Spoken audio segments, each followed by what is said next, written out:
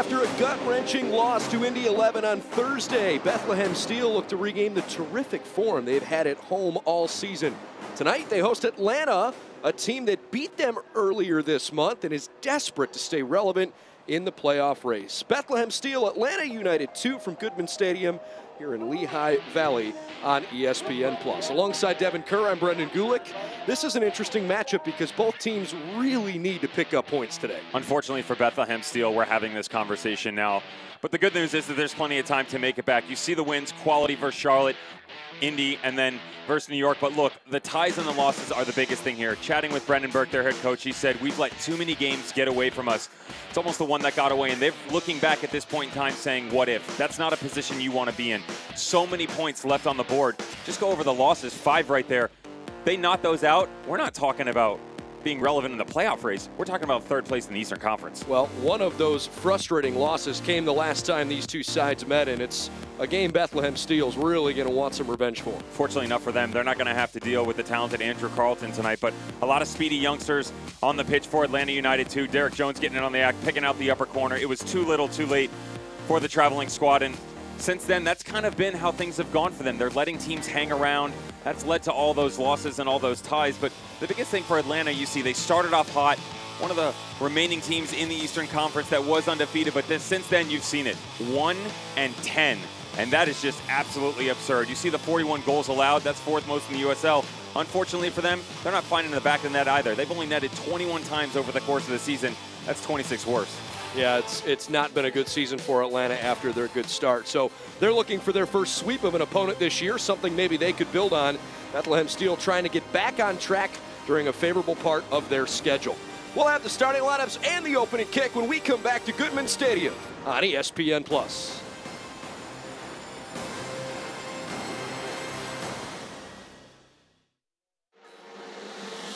It can happen over time or in a snap.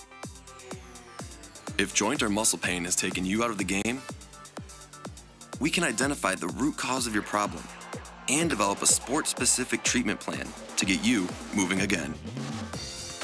Over 400 medical experts strong, the region's only nationally ranked program. That's Orthopedics in Action at Lehigh Valley Health Network. Music Fest is back, celebrating 35 years of your favorite music and entertainment from around the valley and the globe. Watch Service Electric for coverage of all 11 days, August 2nd through the 12th, on our 2 high-definition channels, SE 502 and 550 HD. Visit us on the web for a full television schedule and use SE Next, powered by TiVo, to record all your favorite acts. Music Fest 2018, celebrating 35 years exclusively on Service Electric.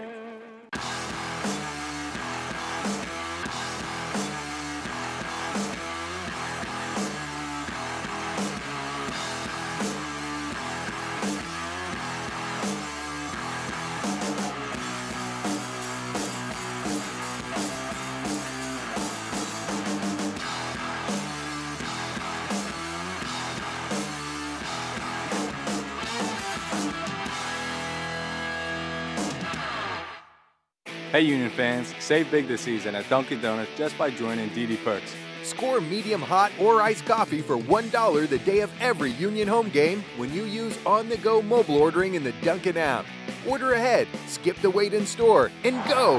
Enroll in DD Perks today and order your next Dunkin' run on the go. Dunkin' Donuts, the official coffee of the Philadelphia Union. The Union runs on Dunkin'.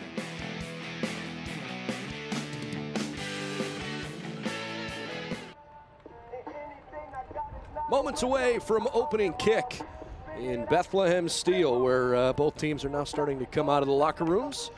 And honestly, I think this is a game that both teams have been looking forward to.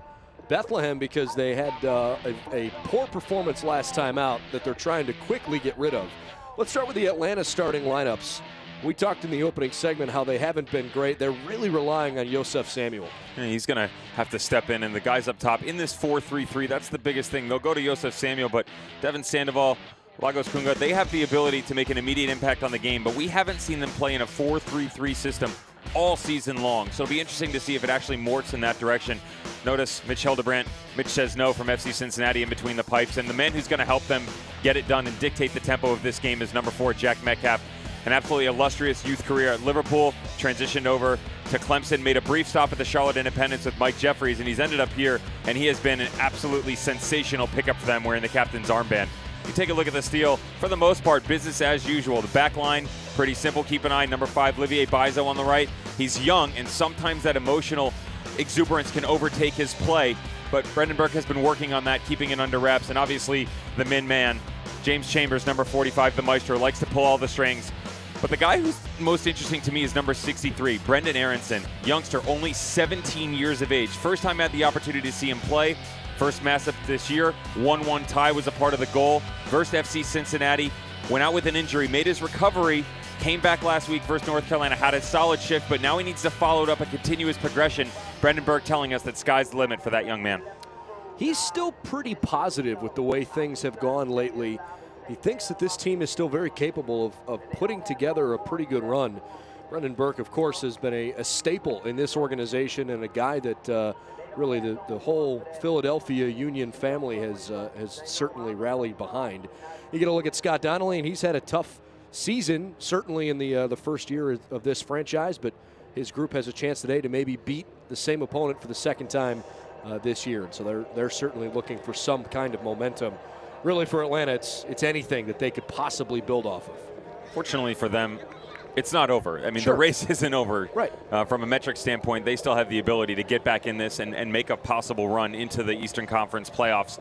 But there is a bigger picture here that is very similar to the structure you see of the organization of Bethlehem Steel, where they are continuing to gain experience for all their players on a regular basis. That's why you see rosters from these guys where they've featured 30, 40-plus players over the course of the season, because most of these guys at such a young age are trying to continue. For Atlanta United 2, they want to go play for Atlanta United or get an opportunity to progress at another level.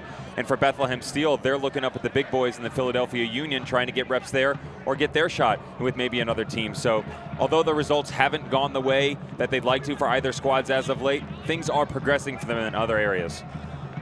You saw Eric Tattersall. He is our head referee. Bethlehem Steel in the Navy, and you'll see Atlanta throughout the afternoon in their visiting white uniforms. Thanks for joining us. It's a beautiful late afternoon in the Lehigh Valley. Important for Bethlehem to try to get something going early in this game after coming off a 1-0 loss in an effort where they played pretty well defensively, collectively, most of the game. Well, that's a lot to digest, but when you play 85 great minutes and then kind of fall apart, that's the last few minutes of the game that sort of leaves the bad taste in your mouth. Try to quickly regroup from that this afternoon. The other thing that happened last game with that 1-0 loss, Devin, they've been so good at home. 8 consecutive games at home prior to the 1-0 loss to Indy 11. 8 straight results, win or draw at home. Probably something they take some pride in. Got a hard foul. Be a free kick for Bethlehem Steel in a moment. They're going to wave on medical attention. Foul is on Brandon Aubrey. Actually, beg your pardon, it looks like Samuel was charged with the foul, even though he is the one on the ground.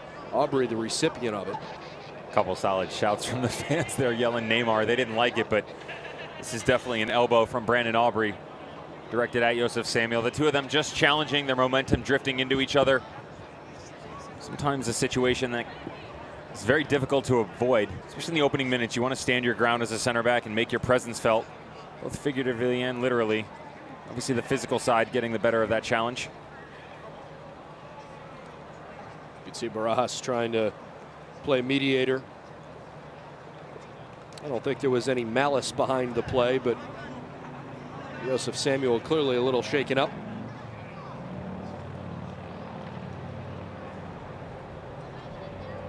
I know we tend to see this around the 25th minute, but at least we can get a water break, you know, a couple minutes in. I can get my hydration period in. I'll skip the next one. By the way, totally forgot to mention earlier, and I need to, the starting lineup we saw early in our telecast was brought to you by Lehigh Valley Health Network.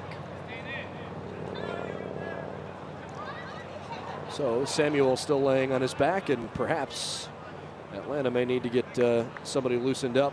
Dylan Gaither and Diego Lopez, a couple of potential options to replace him. Atlanta only dressing 16 for this game. You can tell there's some blood there from Samuel kind of sprinkled across his jersey.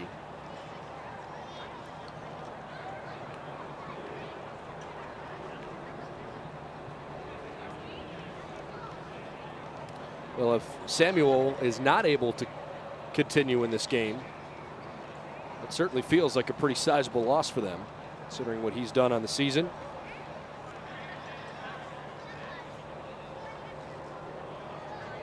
You never want to see an injury of that nature, yet alone just moments into your match, and you can see it is Samuel's fault. Impeding Brandon in Aubrey's area, he goes straight up, and that's what you're taught to do as a defender. Go up and use that big body and frame. Didn't really branch out too much. Joseph Samuel just challenging Brandon Aubrey. Unfortunately gets in the way of the flying arm that's coming out, but gotta wish him a speedy recovery. Hopefully that's just off the pitch for a few minutes. Let the trainer tend to him so he can get right back to the task at hand.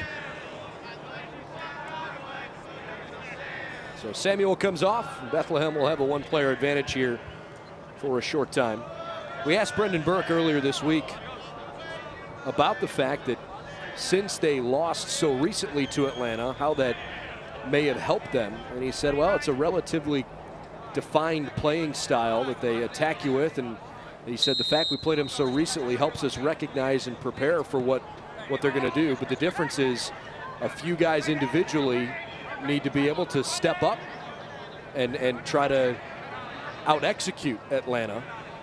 He said on our team, 22-year-old college rookies are our veterans. It's a young side for Bethlehem Steel this year. One of the younger teams in the league. Long ball played ahead. Connected with Apodaca. Aronson just got spun off the ball.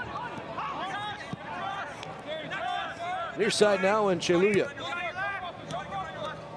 Marcus Epps, good footwork, rolls it toward the middle. Trying to connect with Epps once more. It sneaks to him, rips it across into space, deflects around, and Atlanta dodges an early bullet. Fortunate break, but a turnover on the other side, so Bethlehem gets it right back with that one-player advantage, with Samuel still receiving medical attention off the pitch. Bethlehem nearly struck in the 6th minute. Instead, Chris Nanko works back with Apodaca.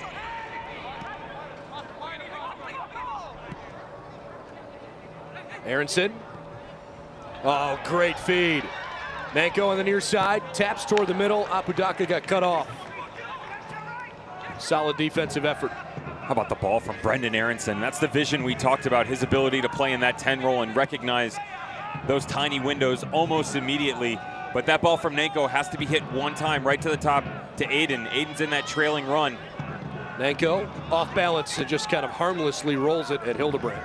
You can see Chris Nanko as he comes down, takes one touch in front of him and had the opportunity to hit it right away. Instead, as he takes that touch, the window closes. Can't find Aiden Apodaca at the top of the 18 in the trailing run. But that's good stuff from Bethlehem almost immediately. Brendan Burke telling us to expect a high press. Going to employ a lot of pressure on Atlanta United too. They really want to remove the midfield play if they can.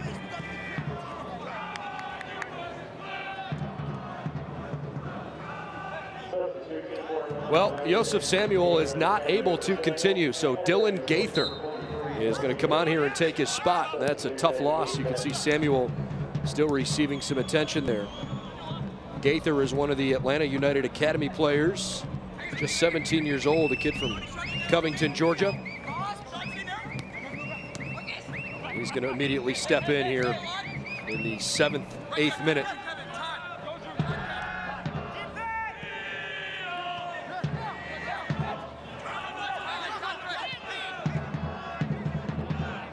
I think Atlanta just got to the point where they needed to get back to a full strength instead of playing down a player and give up an early goal. The training staff would respond almost immediately to head coach Scott Donnelly and let him know as to whether or not Samuel would be able to continue through this match. Obviously, after a few minutes working on him, just behind the 4th officials table at midfield, they decided that probably wasn't the best thing, and to get him off, make sure you get him immediate treatment Hildebrandt out of the box, dribbles back in to pick it up.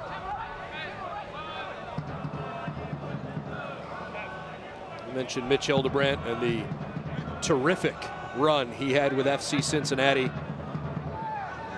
Cincinnati fans for sure, but soccer fans across the country will always remember what he helped do for FC Cincinnati in their U.S. Open Cup run last year.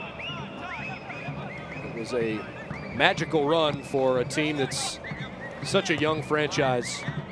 And Hildebrandt, such a vital part, especially the couple of the saves he made in penalties in that particular tournament. Atlanta loves having him. In the meantime, attacking the other way, this is Kuga. And the flag goes up.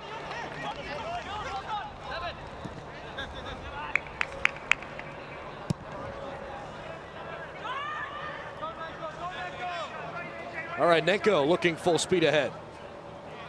Rolls this one up. Bizo cuts around, rolls it toward the middle, and a whole lot of players kind of stepped in the way.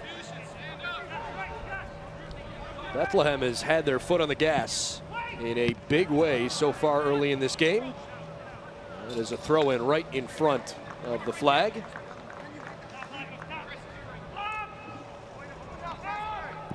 No score, 10th minute. If you're just joining us alongside Devin Kerr, I'm Brendan Gulick.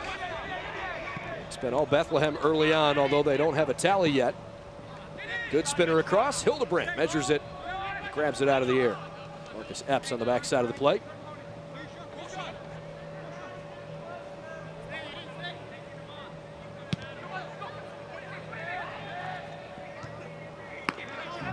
James Chambers, he is the seasoned veteran in the midfield and an important player.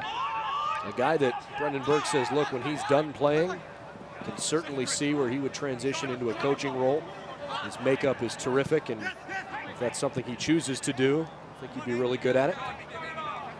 He's had such a good career so far, and unfortunately approaching that age where you're trying to figure out what the next step is for him. 31 years of age, loads of experience between his professional career in both Ireland and England, and then made the transition to United States with Bethlehem back in 2016. Since then, he's worn that captain's armband very well. You said a second ago, Brendan, that Brendan Burke telling us that he's really taken over that mentoring role for the youngsters. You get guys everywhere from 18 to 38 in this club that come through. Maybe they're coming down from the union, getting a couple reps in, and then just academy players, and he's really embraced that role. Nenko into the middle.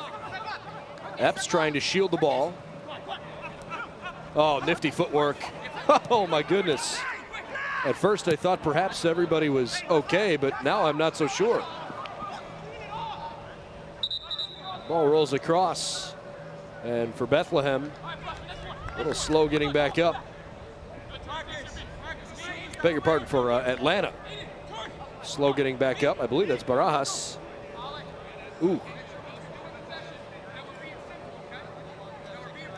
Well, Marcus Epps doing good work to hold the ball up. But unfortunately, Barajas losing his footing. You can see him stretching out, just overextending himself a bit.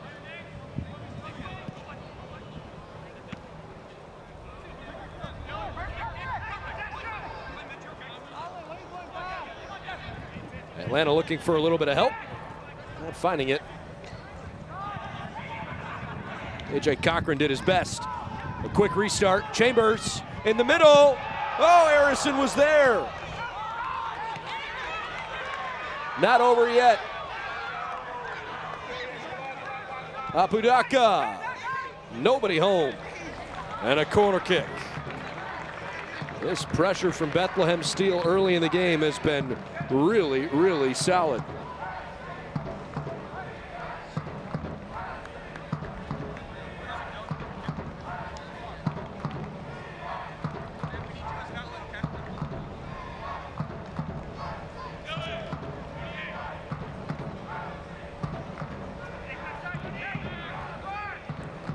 Fourteenth minute.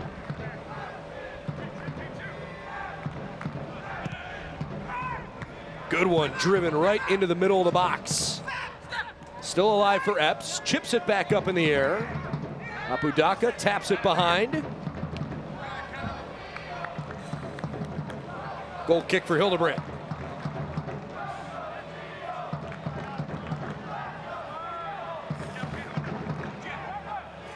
Mitch Hildebrand's had to be on his toes early in the game.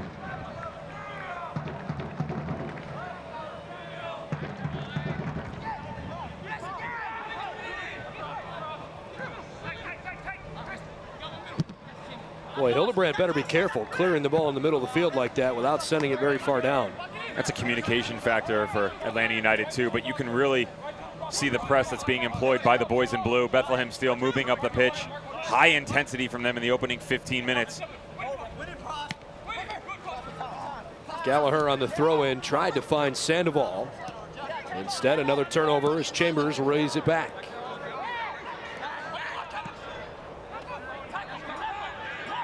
Nanko in trouble. Now Aronson. Bizo. Blew by one defender but couldn't get through a second. Love the pace with which Bethlehem Steel's playing early in this game. Chambers, another soft roller ahead. Got an opportunity. Epps clears a little bit of room and the ball gets deflected away. Epps, hands on his forehead, couldn't believe it. That was a really good chance. The good news is the opportunities are there. You can see good balling by Chambers. Nice deflection to Marcus Epps, and just does a little dance right around the penalty mark. But it's good closure, number 26. John Gallagher does a good job closing down the space. But a lot of opportunities here for Beth Steel in the opening minutes. Nanko again. It's an outswinger and it's a beauty! Oh my gosh, what a goal! Matt Mahoney, perfect header in the 16th minute. Totally unmarked in the box, and Bethlehem Steel strikes first.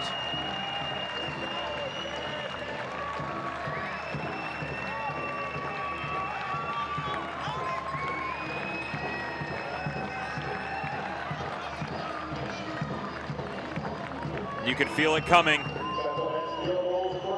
Not once, not twice, not three times. Took them quite a bit more, but they were able to figure it out.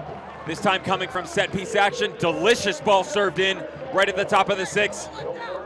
Matt Mahoney, doesn't matter if he's playing center back, outside back, or supporting the boys from the bench, does a good job getting available in the middle of the park.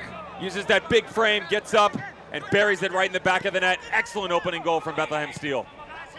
22-year-old from Buffalo with his second goal of the season. And his second goal playing for Bethlehem Steel over 2 seasons total. Joined the team last year as a trialist. Really solid goal, and that's one that is going to leave the Atlanta side kind of scratching their head a little bit because Mahoney was completely uncovered on that beautiful corner kick from Nanko. You take a look at exactly who's threatening in situations like that. He's got to be one that's right at the top of your list, and that wasn't the case whatsoever. They just let him drift into open space. If you want to take a look at spatial awareness and what you're going to do with marking, zonal reads are fine, but you have to account for the real big boys in the box. And though he's only around 5'11", 6 foot, he does such a good job with that leaping ability of his. Takes one step to his right, gets in an open spot, and just finishes it off. Atlanta United have to do better than that. Finally, a little bit of pressure from Atlanta United 2. Aubrey dribbles up the pitch, lofts it way out in front, and Chaluya can't quite get there.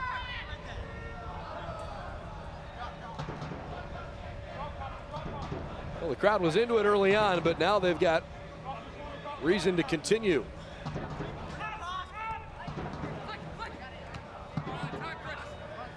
Truth be told, Atlanta hasn't really had any serious threat on the other side of midfield at all game. Now another chance for Epps. Wants to measure up a shot, keeps possession, whacks it toward the left post. Misses wide, but barely. Marcus Epps with some scintillating footwork. To your point, Brendan, every time they seem to gain even the tiniest bit of momentum, Bethlehem Steel doing such a good job counteracting their punches. There's a good look at Epps just moments ago, right at the top of the box. That fancy footwork on display again. Have to feel the way that this day is going. He's almost seemingly subjected to find the back of the net sooner or later. Atlanta hasn't taken a shot yet, but beyond that, they need to start by stringing together some passes and even gaining possession in a dangerous area. Sandoval applies some pressure. Well, there wasn't a lot of Atlanta help in the midfield, and now it's Nanko. Works around, rips a shot off of Metcalf, and wins a throw-in. If Metcalf doesn't recover, it could be 2-0. Smart touch back. Now Nanko looking for a cross. Metcalf again with his right foot on it. That's a goal kick.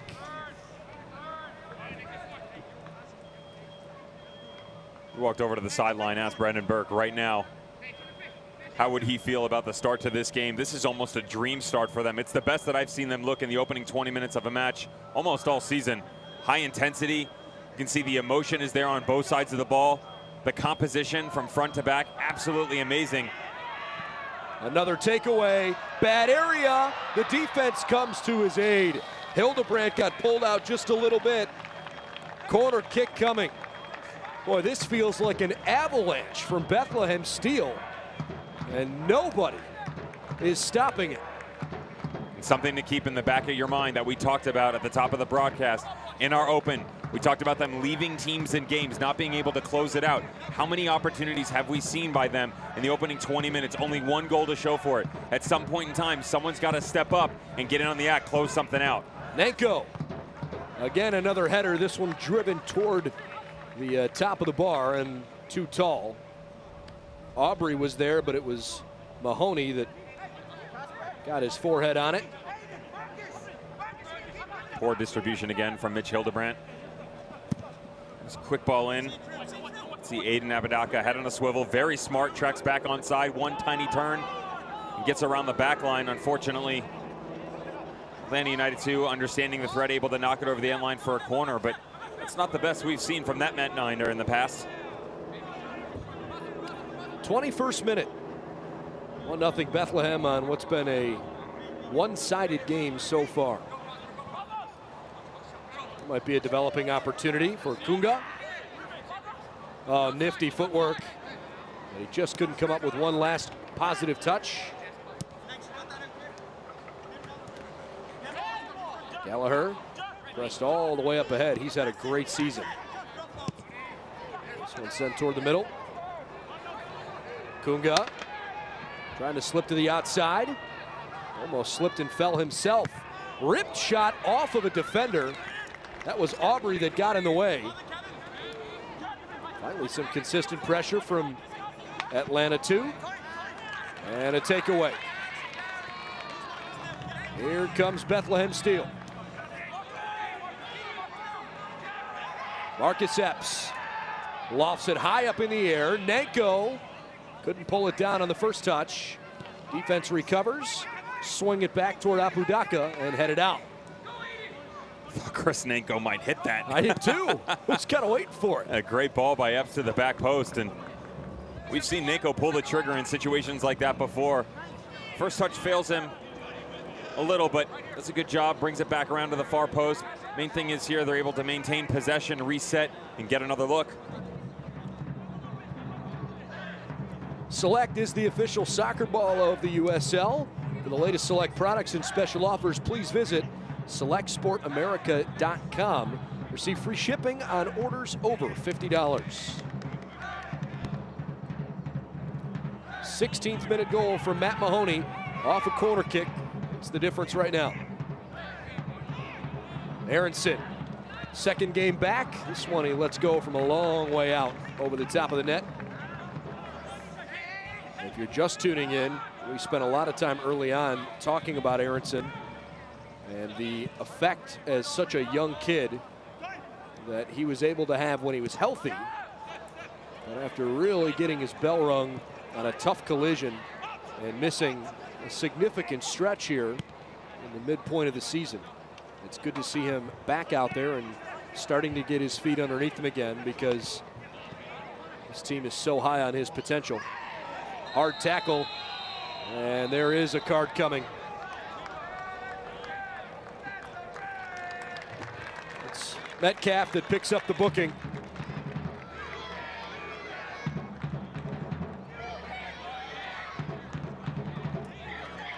Kind of a sloppy tackle from Metcalf. Another look at it. It's not the first time we've seen him get stuck in situations like this. You can see him come in late. Olivier Bizeau playing high up on the pitch as he does in that outside back position. Metcalf having double duty multiple times here tonight, with Bizeau and Nanko combining regularly. And it's been difficult, him. And on that left side shifting over again, he's such a versatile player. They use him in the middle of the field in the number 6 spot, holding midfielder role. He's played center back, right back. They move him all over, and it's great that they can use him in that nature, but at the same point in time, you'd love to get some sort of regularity into this lineup, try and build some chemistry and get some better performances out there. Nanko on the quick restart. They'll have another throw in. Nope. They keep it in play.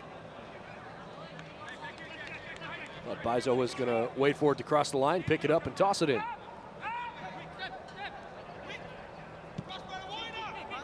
More than halfway through the first half, Atlanta has one registered shot. It was blocked. Never really threatened John McCarthy at all. McCarthy's day has been rather boring. You can see the heavy shot totals in Bethlehem Steel's favor.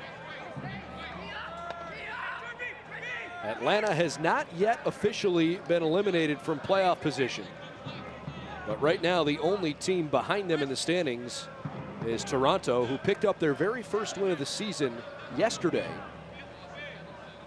And it leaves you scratching your head a little bit as you get a look there at McCarthy, because Atlanta got off to a good start, a win and 3 draws to start the year, and boy, ever since then, things have gone south quickly. In the meantime, what does Gaither have in store? Lays toward Kunga. Needs a little bit of help. Some reinforcements there. Kunga rips one, too tall. Atlanta happy to have the shot, but boy, if you're John McCarthy, you're plenty happy with him taking it that far away. This is what the native of Angola can do. You see the speedy touches, and the ball played back to him is not the best that we've seen in the past from Devin Sandoval. Kunga has to track back, but does a good job with that first touch to set himself up. But it's very similar to the chance from Bethlehem Steel and Brendan Aronson about 2 or 3 minutes ago at the top of the box on the other end of the pitch, where their form fails them right at the end. You do all this hard work to push into the final third. You set yourself up appropriately, and you just can't execute. You can see him leaning back, which causes that shot to get up over the bar. You want to make sure you're leaning over the ball, get your knee right up over the top, hit it squarely. Give yourself an opportunity to challenge John McCarthy in between the pipes, but good response from Atlanta United too. Bethlehem Steel pretty much running the entire first half, though. Yeah, make no mistake about it. This has been the Bethlehem Steel show so far. As Prosper Chiluya gets ready for a throw-in.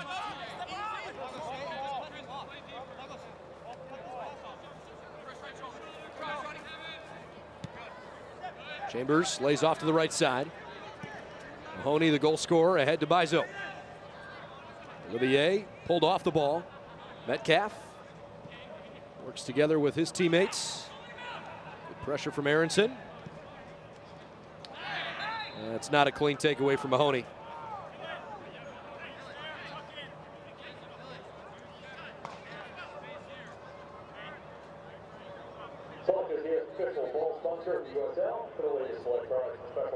Well, the USL's official Twitter feed keeps you up to date with news, live game updates, and highlights from all around the league 24/7. Follow us on Twitter at USL.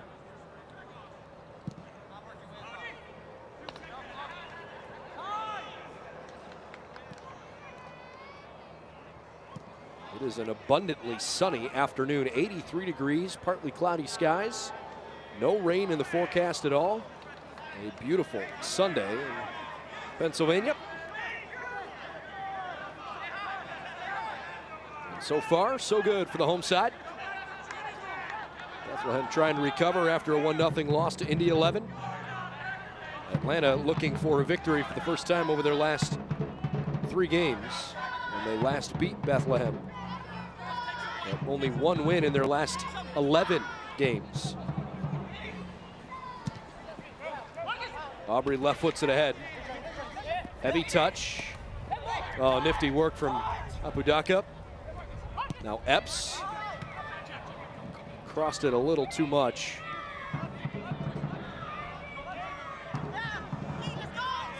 That's good distribution, and Atlanta's got an opportunity. Gallagher turns it over in the midfield. Goslin needed some help. Back to Gallagher. Sean Nicklaw waiting and says, okay, Hildebrandt it is. It's the first time all game we've seen Bethlehem retreat a little bit. They pulled the foot off the pedal just a touch and probably dictated right Brendan Burke from the sideline. They've got an opportunity, an ebb and flow in this game to control when they want to be touch and go like you're seeing right now. Again, opening 25 minutes, high intensity. Most squads can't carry that for a full 90. Bethlehem's done much better this year from their structure on the defensive side of things. We saw them, I don't want to say squeak into the playoffs last year because they did a good job coming down the stretch, making a nice run, getting into that 8 spot, and then they had to challenge Louisville, the #1 seed. But on the offensive side of things, we've always seen the tactics and the talent made available to them, but the defensive side has really been where they struggled. But Brendan Burke's done such a good job getting them structurally to be much more prepared and sound, and that's why you saw so many results versus high-profile teams. Again, for Bethlehem Steel, it hasn't been their ability to play up. They've actually played down to opponents at times. So you can see them go out and they can play versus New York Red Bull, get a quality win, and then go on the road versus FC Cincinnati, down a man, mind you, and able to tie that up at 2-2. But then you come out, games like Penn FC, Atlanta United 2, those are games with the talent that they have on the field. They really should do a better job of gaining points on a regular basis. Unfortunately, we haven't seen that, and that's why they're sitting where they're at.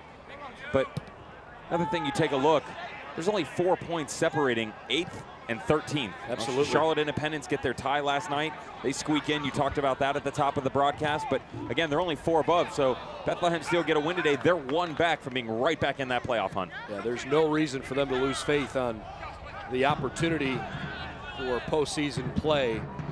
Still 15 games left in the regular season after today. Aronson, great takeaway. Solid recovery defensively, though. Kunga's playing all over the field. Across toward Epps. Gallagher fell down. Epps didn't want to pull the trigger. Epps with a right foot back to a crowded area. Nanko back to the goal. Sends it out far side. Chambers high in the air. Leaping effort. Skundrich commits the foul. Good sportsmanship. He and Barajas didn't mean to get tangled up the way they did. Haven't seen much from Drew Skundrich yet. That's okay. They don't look to him a lot, or at least on a regular basis going forward. James Chambers tends to step up more regularly than Drew does. You can see him there. One of those nice guys in football, former Standard standout, and he just feels like he doesn't have a bad bone in his body, but he's always present on the field, throws his weight around, and does such a good job. It's like that Switzerland guy, though. Everybody wants to be friends with him. You can't be mad at him. You need guys like that. Absolutely. Your former German pro, you went the Switzerland route, not the German route. I'm interested. There you go, yeah. The mentality in Germany at certain points in time isn't necessarily all that friendly. Myself included, mind you. I probably, from a playing standpoint, don't have the best reputation of sometimes emotionally getting overly involved in certain plays. Hard to believe, I know. I'm not digging up that grave.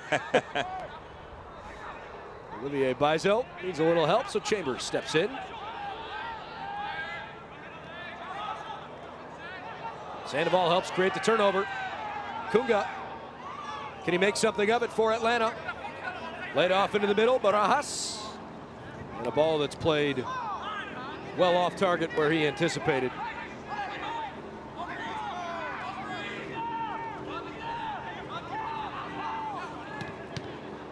Gaither was there, and it's a goal kick.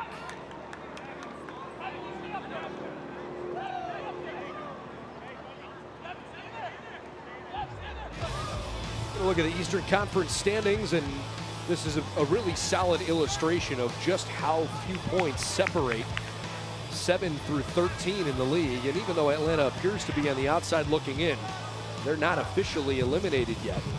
Tampa Bay with a solid result yesterday.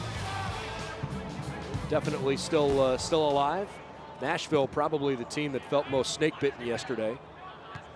I would not want to be in a room with Gary Smith, the head coach of Nashville today, figuring out exactly what went wrong in that match. But, you know, Brendan, track back to your point. You said that, you know, they're not really out of it. And you're right. Look, just about 6 weeks to 7 weeks ago, we were talking about Nikola Popovic, the head coach of Ottawa, and his inability to get things going there. But he restructured it. Instead of trying to maintain possession playing style-wise.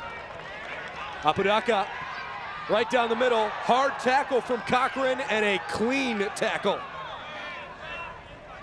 You love it. That's great center back work. Apodaca does a good job, and he tries to cut the angle off from Cochran, but he recognizes it. Cochran makes the shift to his right as well, and that's probably a goal-saving tackle.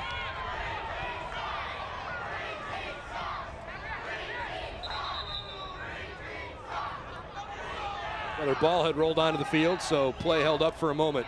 And, you know, we were talking about Ottawa. They had the mentality of playing this possession style of football, and it just wasn't them. They need to go more direct, and they did. Popovic makes the switch, jumps into a 4-3-3, and now you see him in the hunt, in the playoff race, extremely relevant, you know?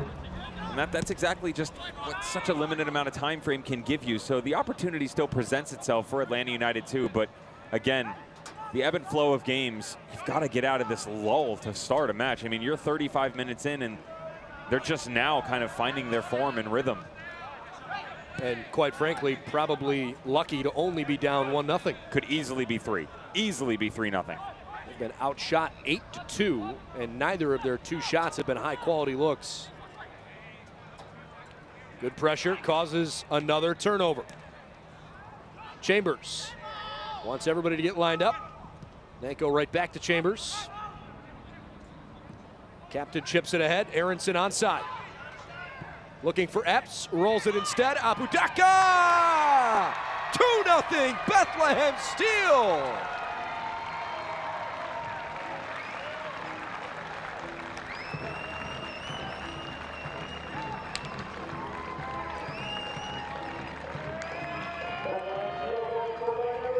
First goal of the season for Aiden Apodaca.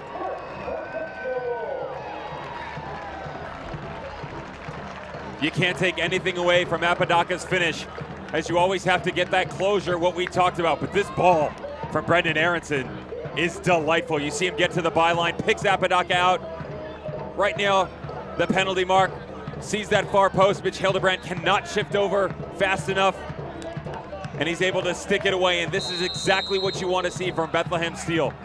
Couldn't close out early on. They've been able to get 2 in the span of 20 minutes. And they are off and running. And now Atlanta United 2 in a bad spot. Apodaca again with a creative back heel touch. Just didn't have enough on it to get to Epps. Hildebrand came off his spot too. Boy, nearly goals within 30 seconds of each other. Chambers tried to thread the needle. It cost him. Kunga needs some help in the middle. Gaither works it backwards. Metcalf. Now Barajas.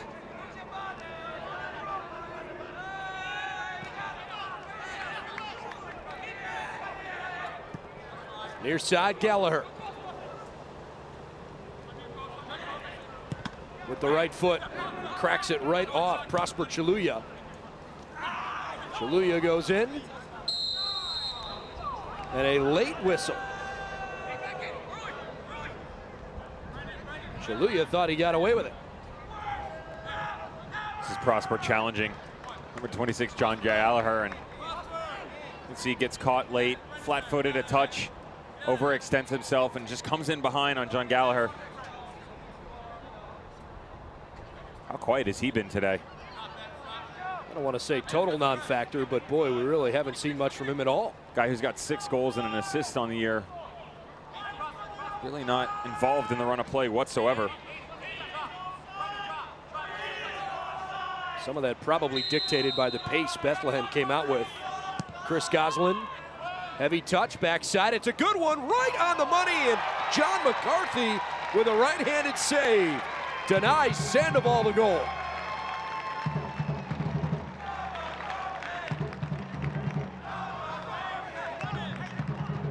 Smart goalkeeping by John McCarthy as well. He knows the ball's going to come back across his box. Not sure exactly which direction he's going to react as the ball gets headed right at him. Just punches it up over the bar, gives himself a chance to reset. Everybody can catch their breath. Past 2-3 minutes has been end-to-end stuff for Atlanta United, too. What a goal! Sandoval with an incredible bicycle. He was even covered. How did that go in? It's 2-1.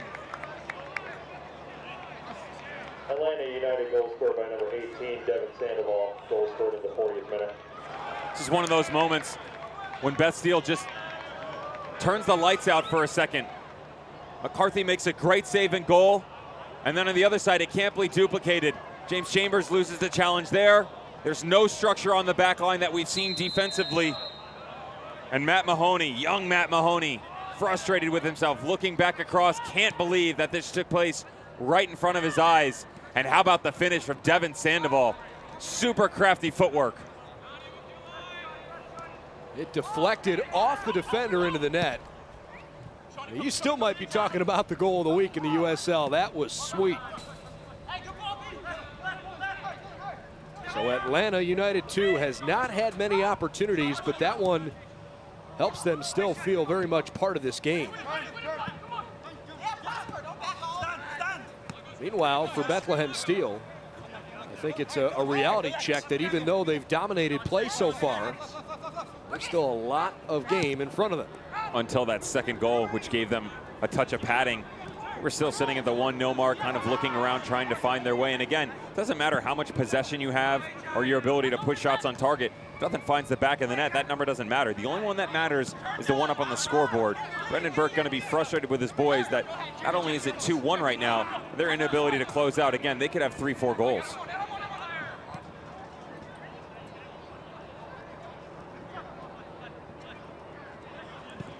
Goslin tries to change sides of the pitch. Niklaw playing with the sleeves on today. Good idea looking for Epps. Gallagher slid in there and knocked it away.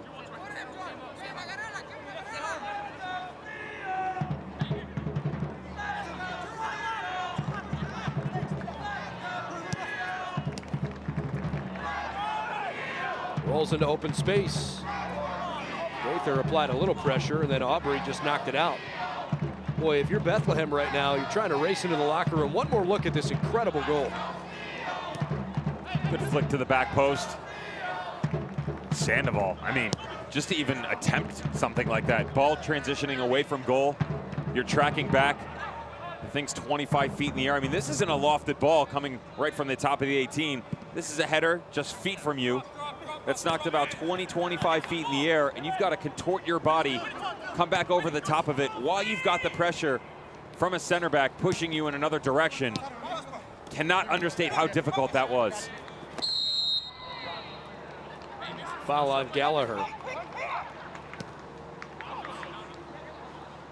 Again, it almost feels like Bethlehem here in the final minutes of this first half, like they've tried to put it on cruise control. And Atlanta is hoping maybe they could steal away another one and even things up. That one's knocked out of play.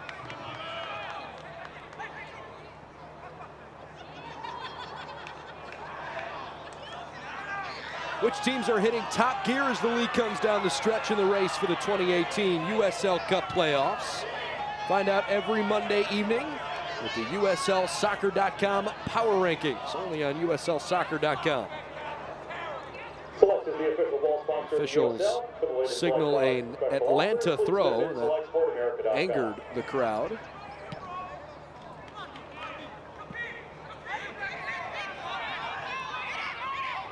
Apodaca, who made it a 2-0 game.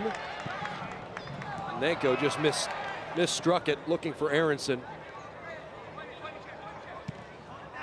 You could really feel this game shifting.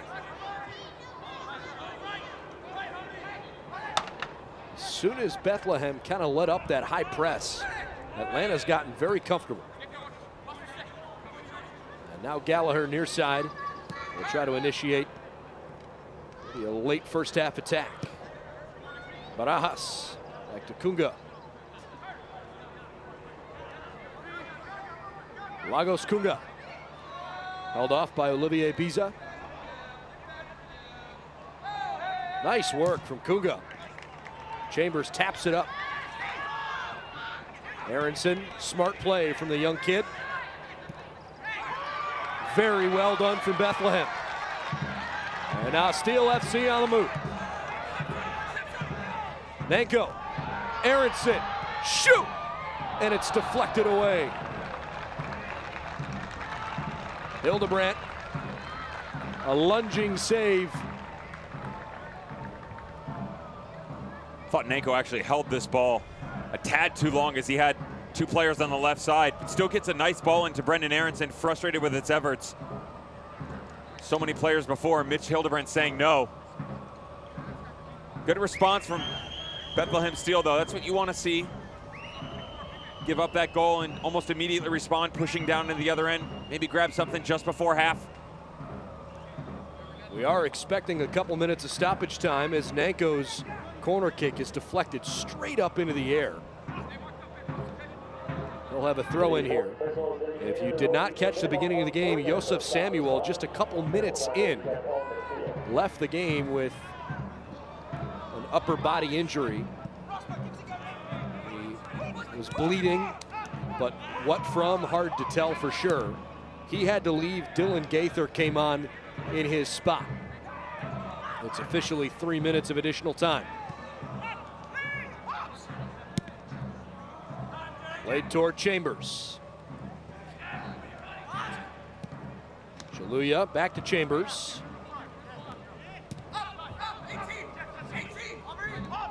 Aubrey back to Mahoney.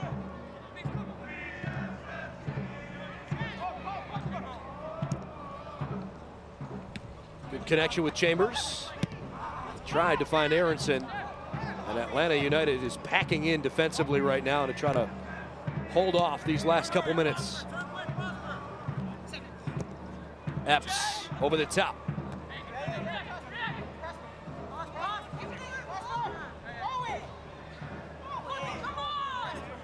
Chaluya. Epps. Again, sweet footwork. And he cracks one way up onto the grassy hill. Marcus Epps, the beginning of his play has been so good, but whether he has been off target with a shot or been unable to connect on that next pass, that seems to be what's missing for him. Shown us a lot of fancy footwork, but like you said, coming down the stretch, makes 1, 2, 3 moves, but that final decision making lacking on a regular basis from him. And you said Bethlehem Steel might be able to have 3, 4 goals up on the board. He could definitely be responsible for 2, 3 of them because he could just lock it down in the final third. Aronson trying to win the ball away from Gallagher, not that time. Apodaca applying a little pressure as Hildebrandt sends it out. It's an Atlanta throw. Potentially the final minute of the first half.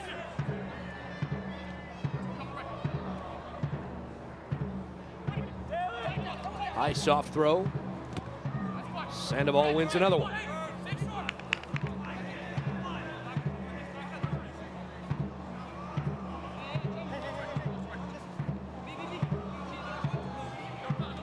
Back to Sandoval. Aubrey up into the air. Chambers with a good idea. Skundrich ahead. Nanko. Closing seconds of the first half. Nanko.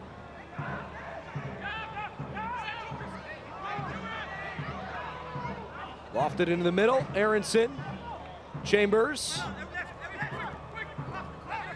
Bethlehem has to hurry. Official checks the watch. And that's it.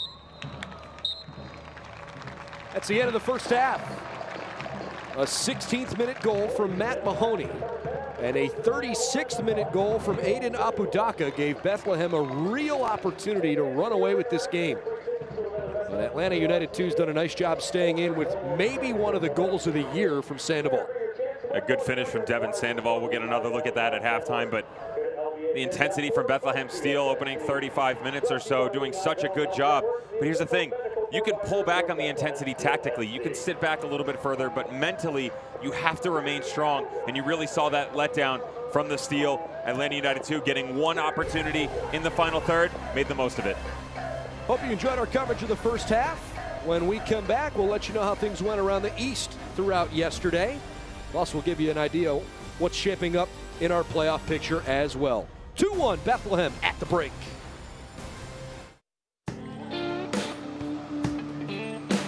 The heat will wear you out real quick. And we've been through some hot ones. It's very physical. You gotta take care of your body and stay hydrated because every moment matters. That's why I drink Advocare Hydrate. I've got a job to do.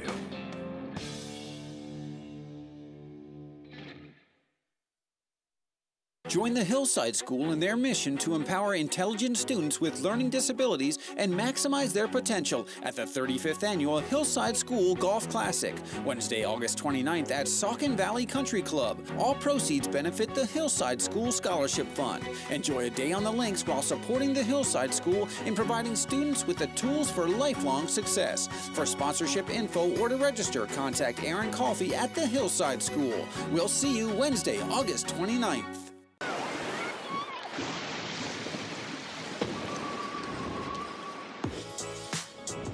This is St. Pete Clearwater, home to 35 miles of white sand bliss.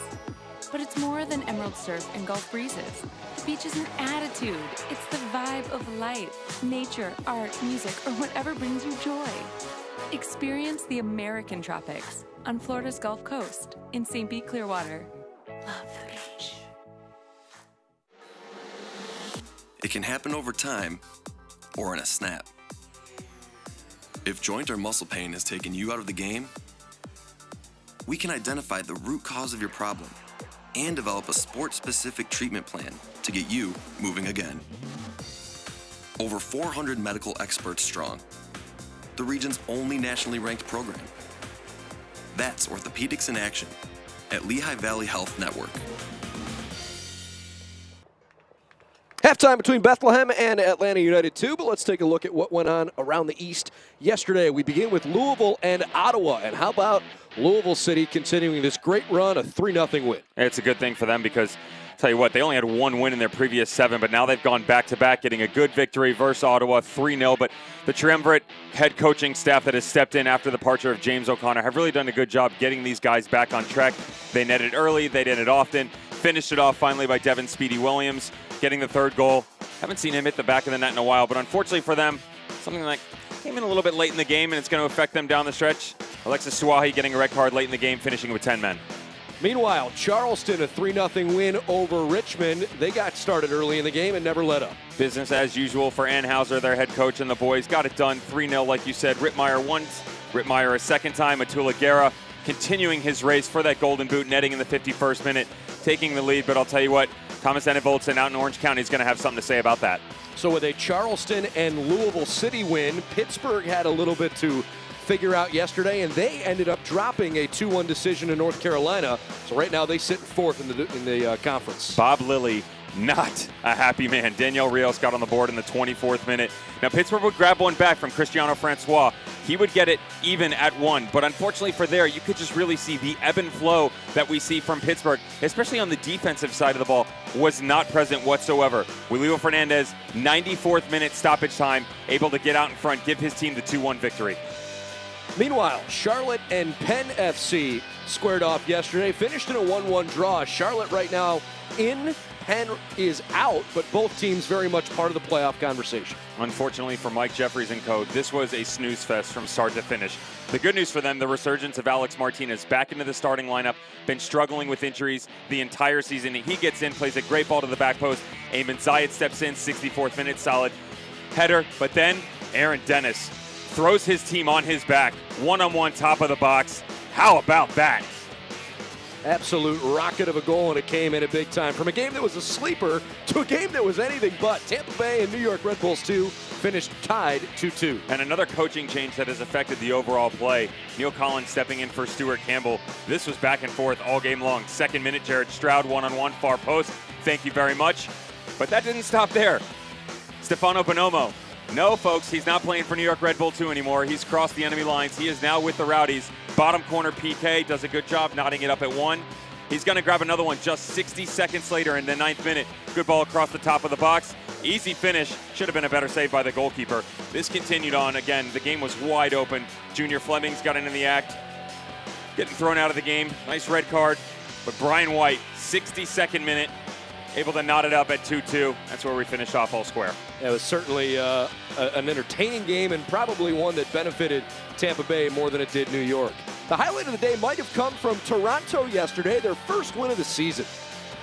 Gary Smith is not going to be happy. That's a good look at Brandon Allen, the forward from Nashville, and that was kind of the story of their night. Missed chances all over, could never really get it done. Their manager frustrated with them. 2-0. Luca Uccello, 34th minute, spot kick, bottom left. Solid finish there. And then how about Matt Serbel? 47th minute, starting the second half. This is the way you get it. Come out of the dressing room, up 1-0, stepping into the limelight. Thank you very much. They get their first victory of the season. More halftime coverage when we come back on ESPN+.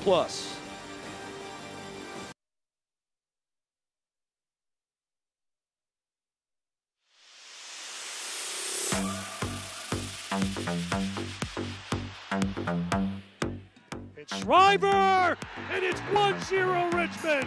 That didn't come off very well. This ball headed in. Important save by McIntosh. Fury going forward again. Here's a left foot. What a shot.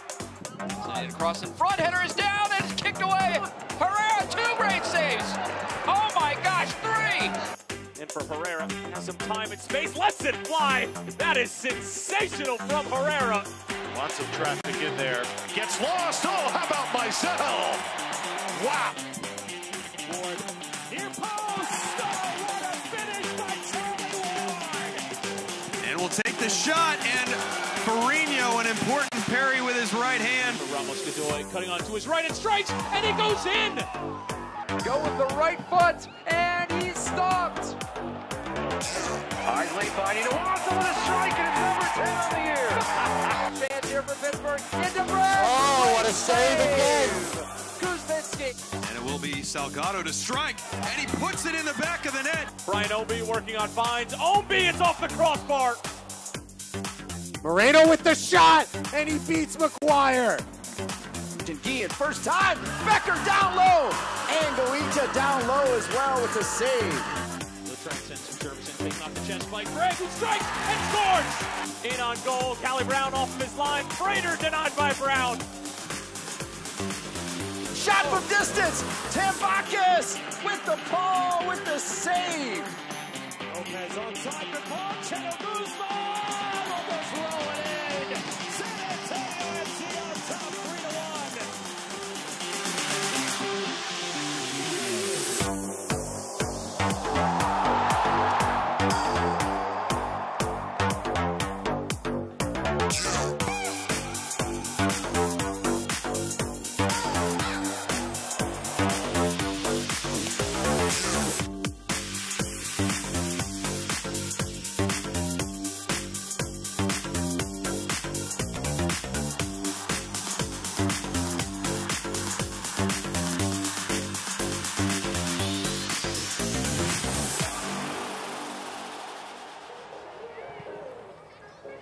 Halftime here at Goodman Stadium, Bethlehem Steel getting out early, getting a 2-1 lead. Unfortunately, Atlanta United able to claw things back just before half. It's been a good one if you're just joining us.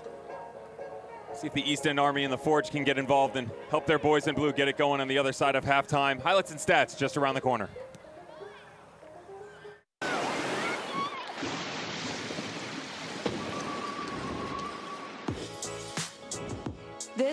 St. Pete Clearwater, home to 35 miles of white sand bliss. But it's more than emerald surf and Gulf breezes. The beach is an attitude. It's the vibe of life, nature, art, music, or whatever brings you joy. Experience the American tropics on Florida's Gulf Coast in St. Pete Clearwater. Love the beach. The Lehigh Valley's largest selection of new and pre-owned vehicles in one location is Rothrock. We have over 1,000 vehicles to choose from, an award-winning service team, ultra-modern facilities for comfort and convenience, and the best deals in the Valley. During Rothrock's Celebrate America sale, drive home a 2018 Altima S for only $149 a month. Or a 2018 Rogue S all-wheel drive, also only $149 a month. Your choice, only at Rothrock. Family owned for over 57 years. Rothrock, where the cars are. It can happen over time or in a snap. If joint or muscle pain has taken you out of the game, we can identify the root cause of your problem and develop a sport-specific treatment plan to get you moving again. Over 400 medical experts strong, the region's only nationally ranked program. That's Orthopedics in Action at Lehigh Valley Health Network.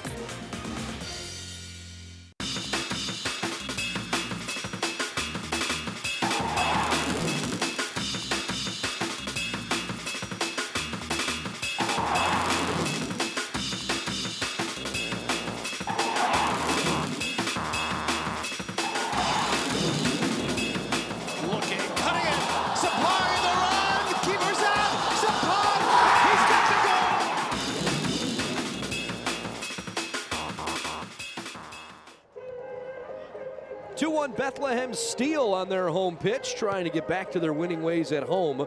So far, so good. In the first half, they largely dominated, but they did have a little bit of a lapse when they let Atlanta back in the game. Let's take a look at the first half highlights. It was all Bethlehem early on.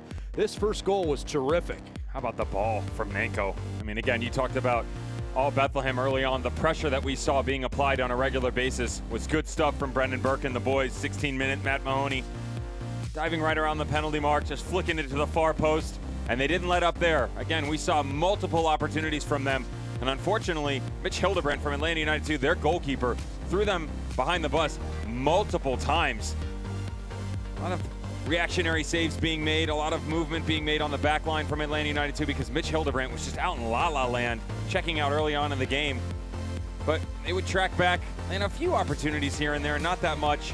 This is the save just before the goal. Nice ball back across the 6. Devin Sandoval saved off John McCarthy. It would go over to the corner kick. This one gets floated in, flicked to the back post, and Devin Sandoval. That is just filthy. Yeah, and at that point it was 2-0, and Atlanta really needed something to feel good about. Sandoval's goal is a personal highlight, a team highlight, and probably a league highlight for the season.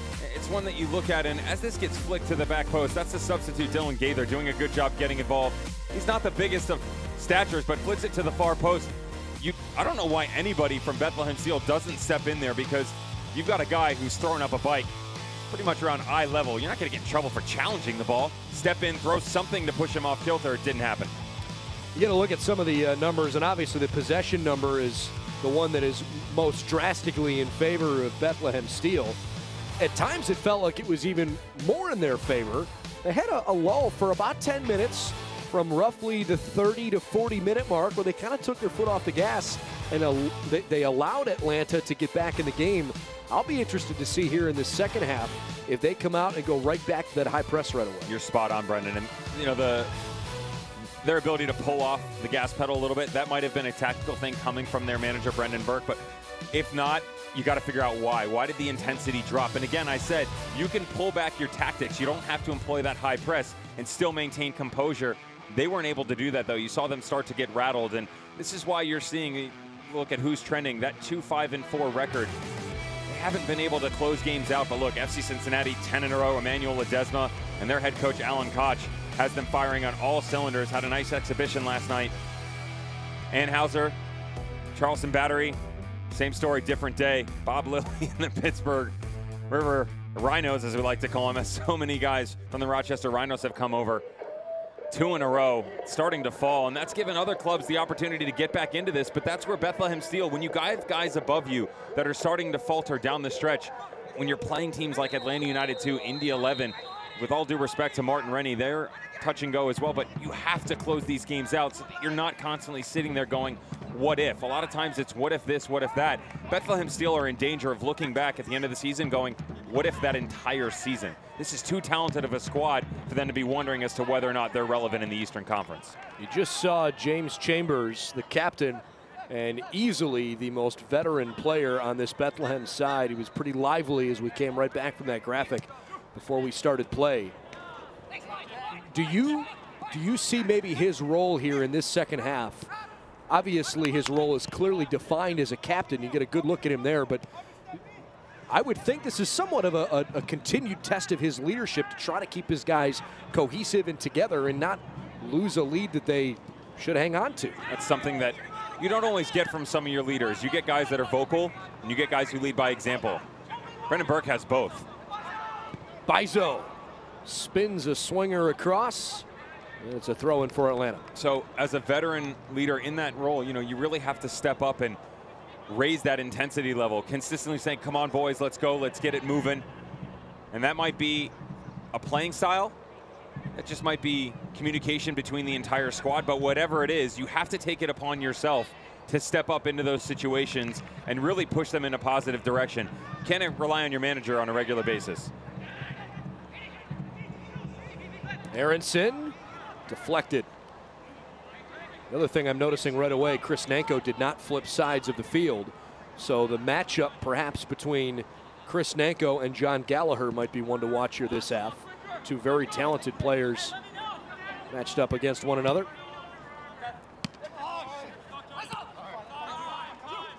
Izo plays it back.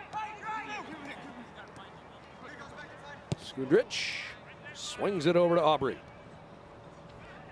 Matt Mahoney in the 16th minute. Aiden Apudaka in the 36th. And then Devin Sandoval with Atlanta's only goal in the 40th. Here's your scoring summary. We have not had any red cards. We have had one yellow card. That was issued to Jack Metcalf.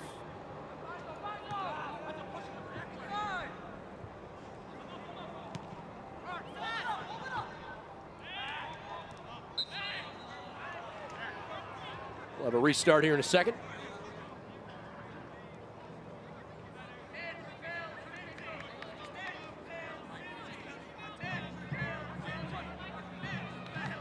Just barely see the shadows starting to creep onto the playing field from the far side. Nanko takes it away in open space. He's got Aronson helping him. Instead goes to his left. Boy, really caught Barajas off guard. But a nice recovery from Kevin Barajas. It's still a corner kick though. That was awfully creative. And now Nanko will try to set up a goal for the second time. It was his corner kick that yielded the first strike from Matt Mahoney back in the 16th minute.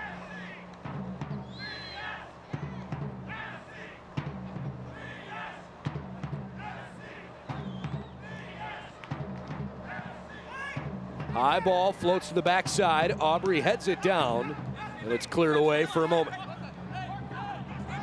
Chaluya left foots it, way too strong, and off the building behind play. Prosper Chula saying my bad to the boys up top. Trying to have a dig from about 40 yards out. Prosper couldn't prosper in that situation. I don't blame him for wanting to take a little shot, get into the action.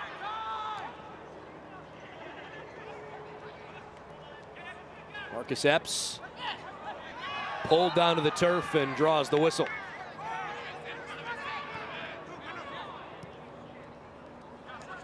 This is a little bit more like what we saw Bethlehem come out with in the beginning of the game. Atlanta very much retreated here, and kind of reacting to how Bethlehem attacks. Chambers comes back to help out defensively. That allows Aubrey to push forward a bit. And it goes all the way through untouched.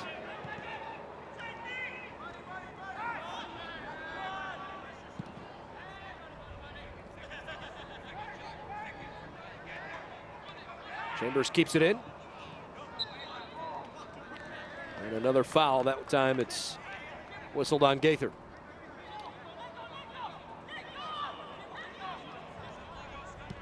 Feels like Atlanta sends a lot of balls over the top, but not with much intention, just trying to get it out, not necessarily trying to connect with anybody.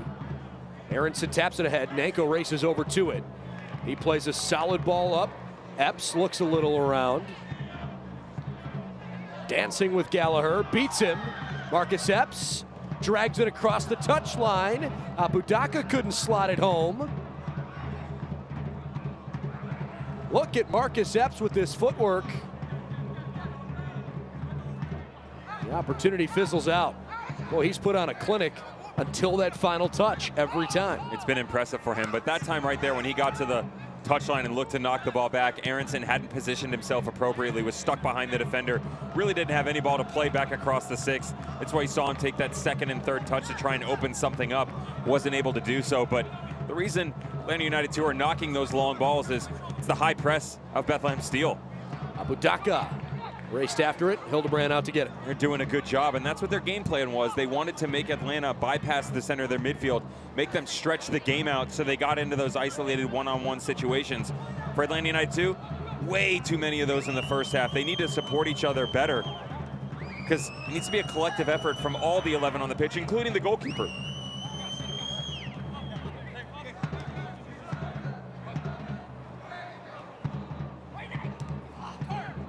Metcalf working. Well, Alessandro Castro all the way back. Well, you can watch highlights from every game of the 2018 season and stay up to date with news from across the USL at the league's official Facebook page, facebook.com/USL Soccer.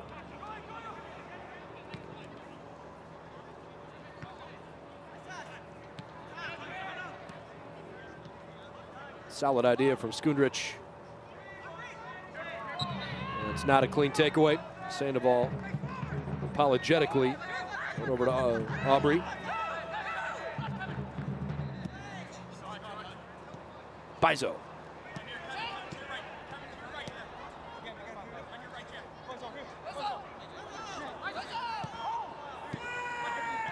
That was almost a great one-timer on the way through.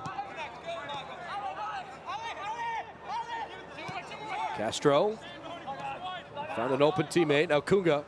Boy, Bizo recovered quickly. Kunga stays on his feet, rips it off of a defender. Atlanta wanted an illegal touch, never got it.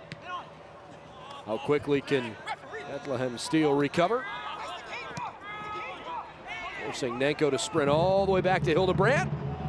Boy, that would have been one heck of a takeaway.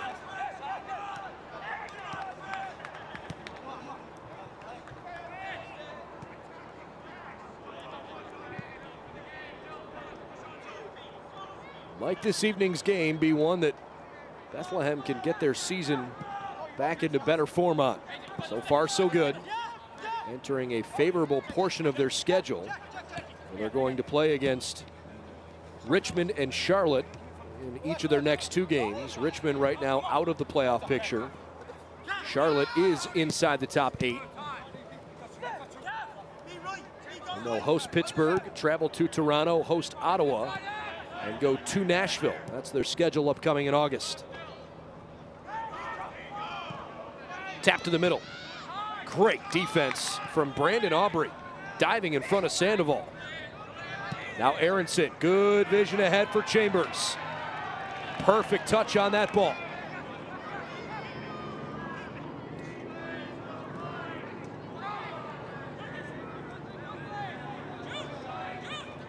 Bethlehem Steel thought better of just racing full throttle ahead. Epps. Aronson taps it over the top. Not sure what the intention was there.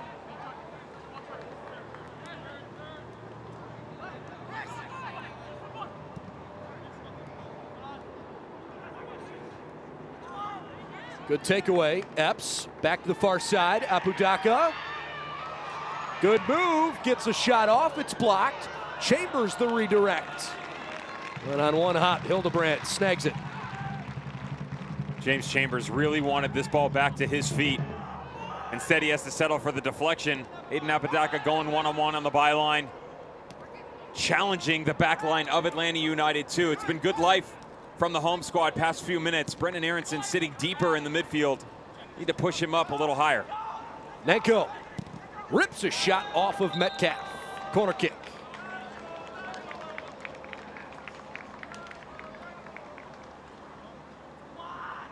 Atlanta United 2 with only 2 available subs remaining after Dylan Gaither came on for Joseph Samuel in the 8th minute. Chris Nenko has factored in all evening long.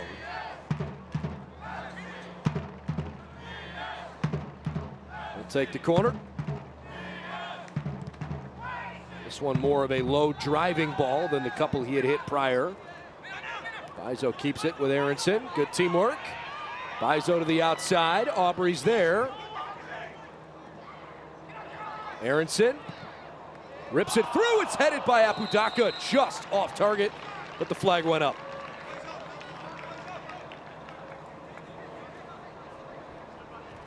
Right on crew, Brendan Aronson getting back involved in the run of play.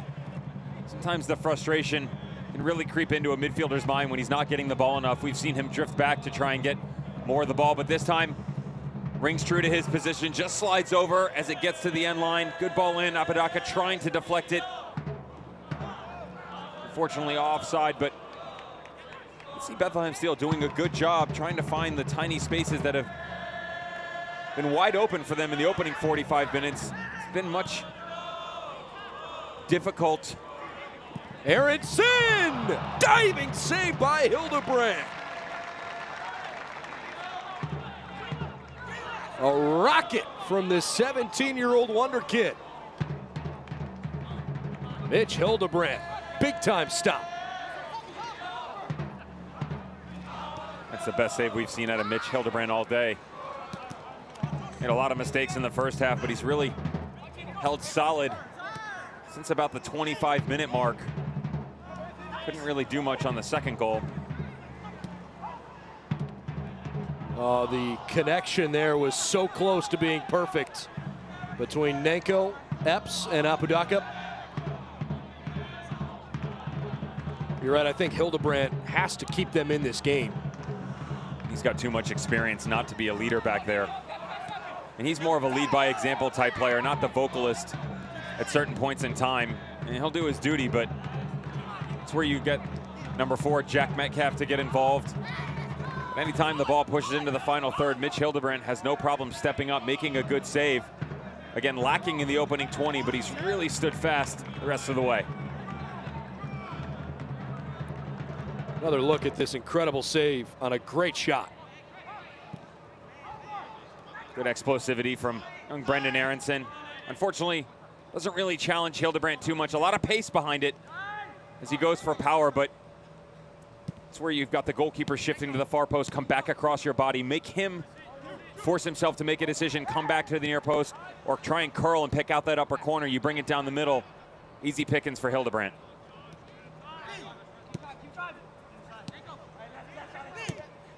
Bizo, good idea, back to Nenko, and he gets it back. Nenko trying to chase after it. Metcalf just taps it out of bounds.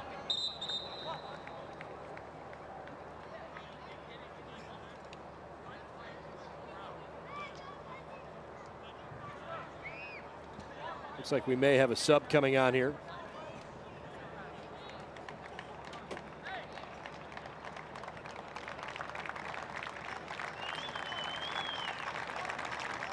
It is a sub on the Bethlehem side. Ferris for Apodaca. Apodaca has certainly earned the last 30 minutes off. And you get a look here at his goal, which right now is the difference. Good ball movement by Bethlehem Steel. Brendan Aronson picking out Apodaca. Right at the penalty mark. Solid shift from that gentleman tonight. Made himself available in a lot of dangerous situations. And although you're bringing in another forward, as they're not going to slow down, try and get another goal, get out in front here, Ferris gives you another look. 18-year-old from Cameroon coming out of the Montverde Academy. They signed him, and he is trained and trialed with Minnesota United last year. Had a couple looks from them. Never really come to fruition. Getting another opportunity here at the professional level, but Brendan Burke telling us that his ceiling is unbelievably high. Just have to continue to tailor his efforts in every way, shape, and form. It's one of those situations where it's just a lot of raw talent. You got to mold it in the right direction. Well, this is only the third game that Ferris has played for Bethlehem Steel. Without a goal so far, only one shot in those first 2 appearances. Both of those, though, he came in as a starter. This will be his first appearance as a reserve. Aronson full speed ahead. Epps. Great defense. Well done by Sean Nicklaw in particular. Epps pulled off it, and the home fans unhappy. Good effort. Epps keeps it alive, but apparently offside. The fans aren't happy with the call here, but they're looking at Epps. Both Marcus Epps and Ferris need to do a better job of staying in communication with each other. You could see the back line of Atlanta United to step up just a touch, forcing them into the offside position. Your knowledge of the league by picking the right results in the USL's matchups each week of the season. It's been a pretty clean game. A few hard tackles here and there, but nothing outrageous from either side. Only had one yellow card issued. So even though the fans may not have liked the call, I think all in all the referee has not interfered with the pace of play so far.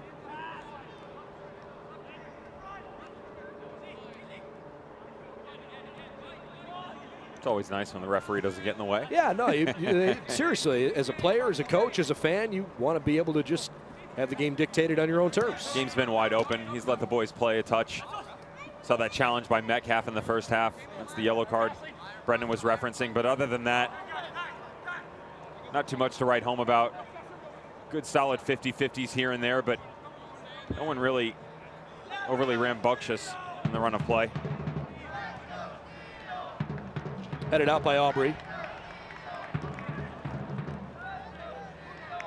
And apparently Atlanta wants to set up and let Gallagher throw in instead.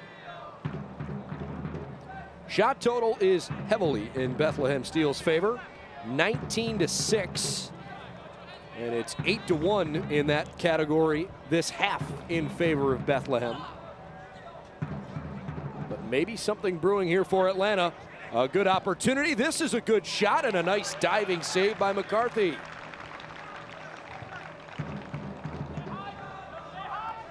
Lagos Kunga. First time we've really heard those words tonight. Yeah. Saved by John McCarthy. Not the worst thing for Bethlehem Steel, but good stuff to see the netminder step up when he's called upon. Keeping it alive, Ferris in the corner. Falls down, but kept it in. Bizo looking for the window. Had just enough to get a clean shot off, but couldn't place it well enough. Chambers says that's okay. Like the shot.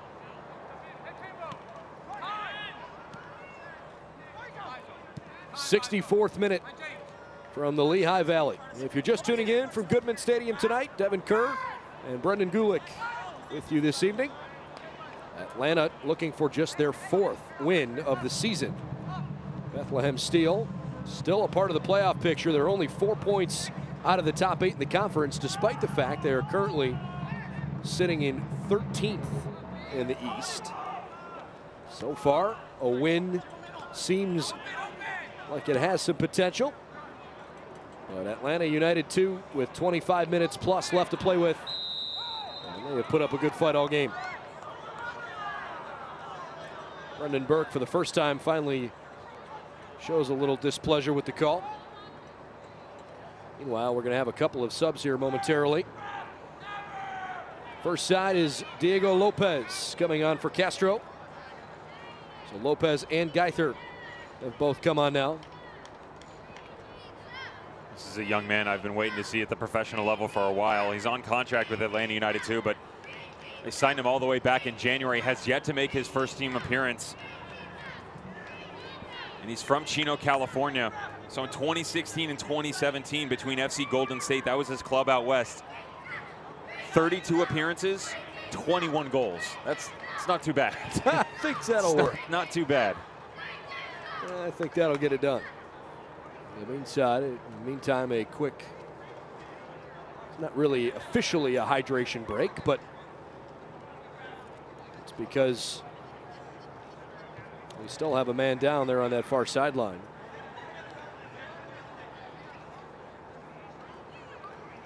Another look here as Gallagher and Epps got tangled up, and Gallagher just kind of went sliding into the side over there. Substitute for Atlanta United 2. Exiting the game is number 41, Alessandro Castro. They officially announced the substitution. And substitution for Bethlehem Steel. Exiting the game. And on the other side, Michi Galina comes on for Chris Nanko. A well-deserved round of applause for Chris Nanko. He was terrific tonight. Got to give him credit on the assist, obviously, on the goal with Aiden Apodaca in the 16th minute off the corner kick, but it definitely gives Bethlehem Steel one of those versatile looks they like. Again, able to control possession so well, but at the same point in time, they can go in transition with the best of them. Chris Nanko gives them that look with all the speed and pace that he possesses. Meanwhile, Michi Galina, a rock-solid sub off the bench. And one Bethlehem Steel's hoping can be effective tonight. Ferris chased it pretty good. And Hildebrandt was there.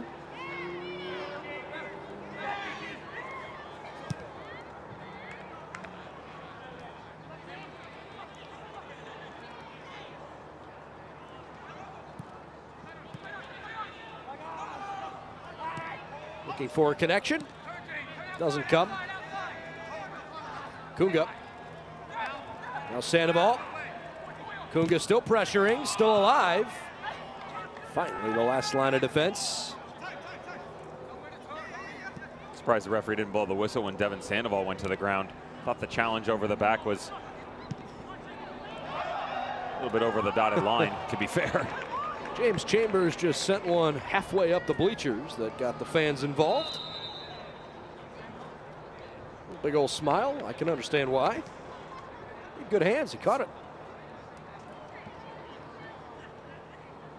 Dangerous ball in behind the back line from James Chambers.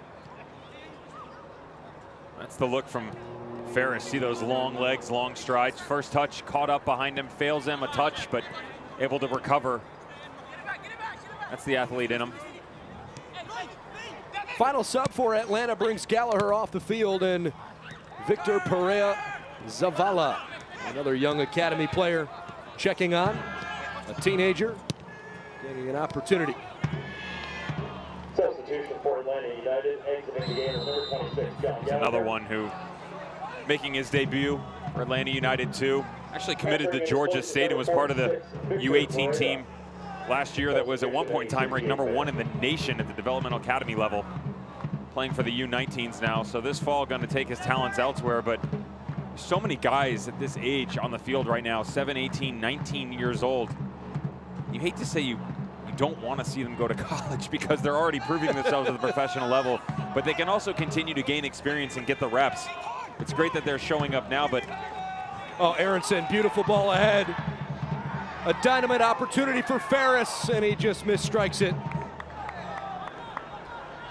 Such a creative touch from Aronson to put it right on him.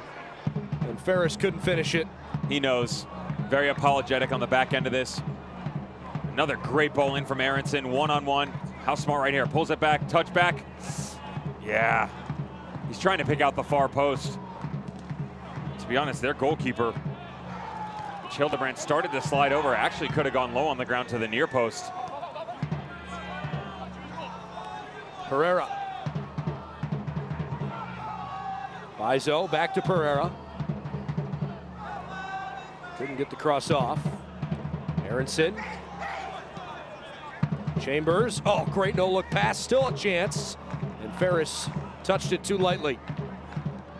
like the rejuvenated energy with these 3 new faces for Bethlehem Steel off the bench here. Ferris, one-time rip and a goal! First goal for Bethlehem Steel for Ferris. And the 18-year-old from Cameroon makes it 3-1.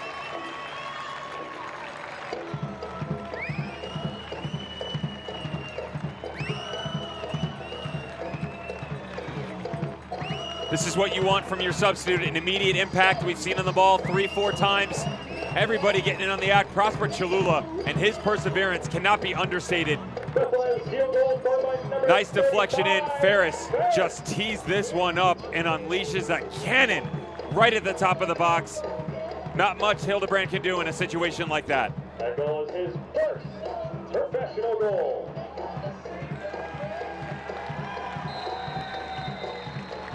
Love the reaction from Bethlehem Steel fans. And now they're in a great spot with that 3-1 lead. Meanwhile, Ferris doesn't want to be done yet. Another chance. Somehow stays on it. Crosses to the middle, and it's Aronson. Within 30 seconds, Aronson strikes. It is all going Bethlehem's way.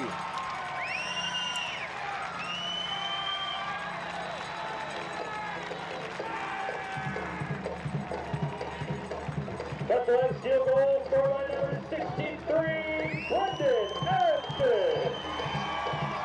How's that closure for you, Bethlehem Steel fans?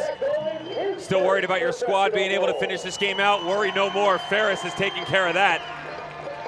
Good job. Another 1v1 situation. Gets to the byline and has the trailing run from their teenage heartthrob, number 63, Brendan Aronson, stepping through, 17 years of age. Makes no difference on this pitch today. An excellent finish from that young man. And while it was such a classy touch from Aronson, I wonder how Ferris is only listed at 6'1", 178 pounds, because he is so much bigger and broader than that, at least it appears. Yeah, and for him to stay on his feet like that was incredible. And LeBron James only weighs 220. Yeah. That's one of those situations. Yeah, 6'1", 178 doesn't just doesn't really have the right feel to it.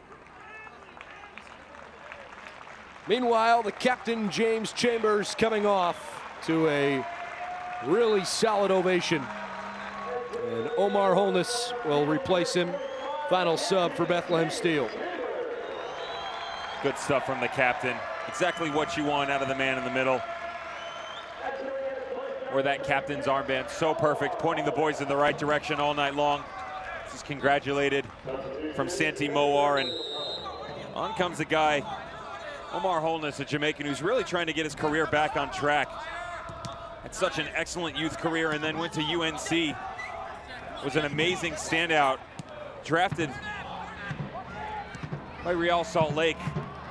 And unfortunately had a terrible injury in the offseason. Just trying to make his way back.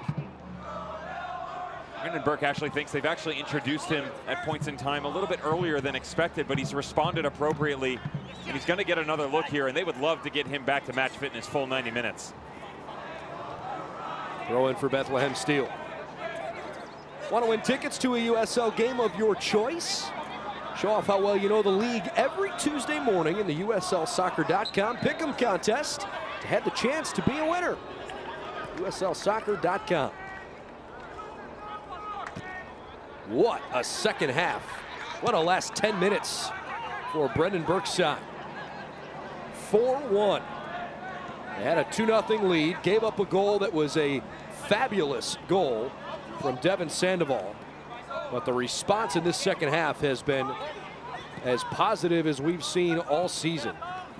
The 4 goals for the home side ties a season high. They scored 4 in a 4-1 win over Charlotte, and scored 4 in a 4-1 win to open the year, March 18th on Richmond. Might they be working on a 5th? Ferris lays it off. Epps has it deflected. Brendan Burke always looks for things to improve upon, and they did have a slow stretch in that first half that allowed the goal eventually. But outside that 8 to 10 minute window, they have been very, very good today. They've got their loyal fans to thank for that as well, getting in on the action. Much more than a 12th man here at Goodman Stadium, always making their presence felt. But for Brendan Burke and the boys, it's been a good response on the offensive side of the ball, but you really want to make sure defensively you remain intact and sound.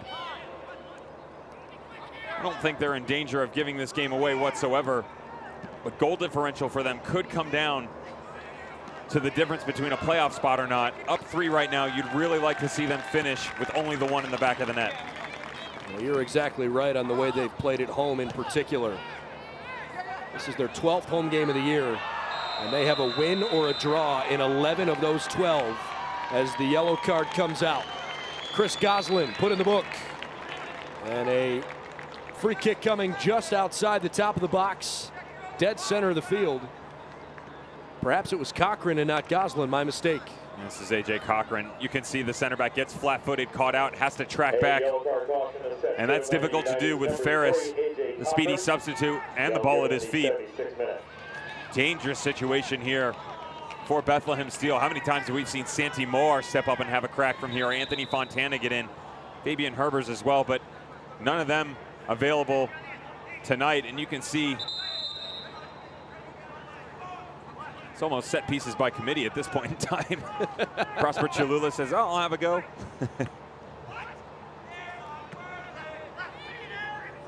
Omar Holness standing over at 2.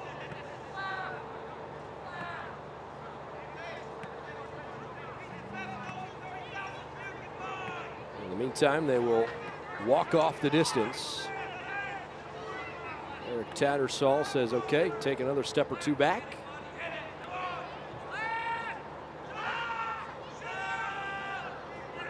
Got to give him 10 yards.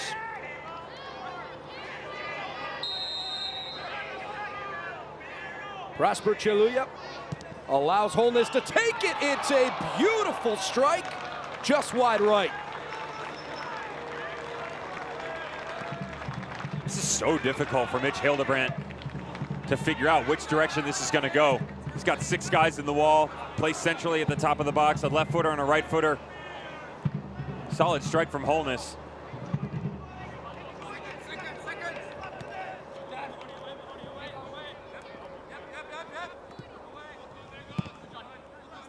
McCarthy hasn't had to do much here in the second half. He sends it out of play. I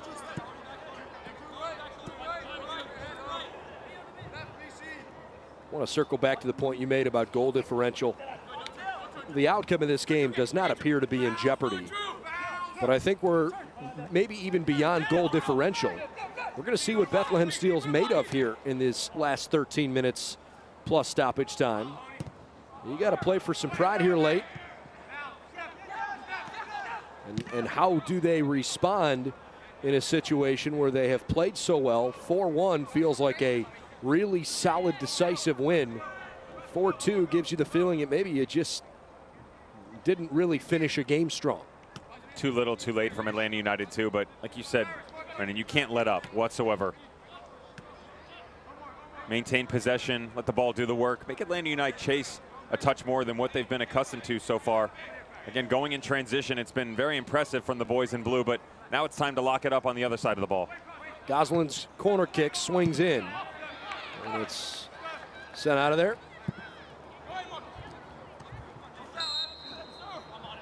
It's a foul on Epps. He's had sort of a roller coaster type game. The highs of his game have been really, really cool. But he's turned the ball over a couple of times, commits a bad foul there. And he's been unable to finish some spectacular beginnings to plays. You can see the talent, you can see the ceiling.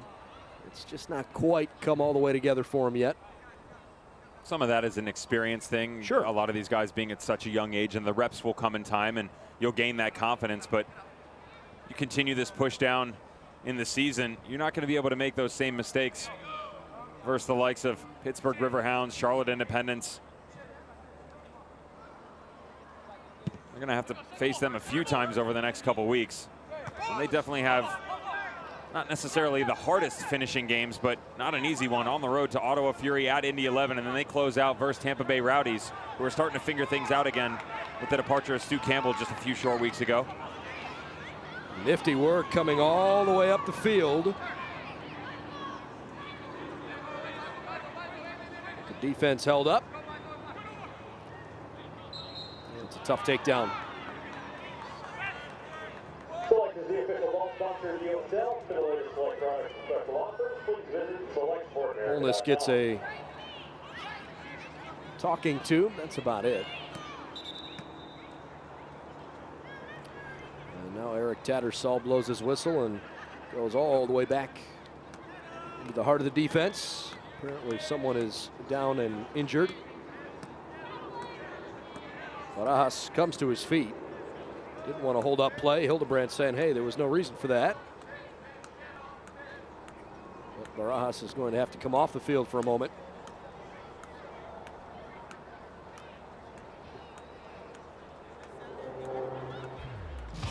Another look at the Eastern Conference standings. While the top half of the league has been dominated by the likes of Cincinnati and Louisville, you get a much tighter race there in the middle of the Eastern Conference. And right now Bethlehem Steel is working on a win, which would put them just 1 point out of 8th place. Good work. McCarthy's got it. And I referenced the goal differential, Brendan. They win today, they go to 27 points. They'll be level with Ottawa Fury. But Ottawa is at -7. And if they maintain this today, they'll be at +5. That's huge. 12. I mean, 12 is an astronomical number. There are some other guys who are a touch closer, the likes of NCFC and Tampa Bay Rowdies, who are more along the equilibrium of +1, +2. But again, even just simple things like goal differential, which are so readily controlled in games like this. You're up 3, keep that 3 mark. There's no reason to give up anything down the stretch here. Perhaps things haven't been quite that easy because Bethlehem has gotten a little sloppy here the last few minutes. AJ Cochran and Chris Goslin stand over it. Atlanta's only goal came all the way back in the 40th minute from Devin Sandoval, who drew that foul.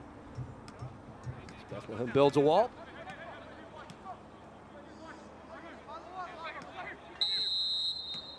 Setting sun could be tough.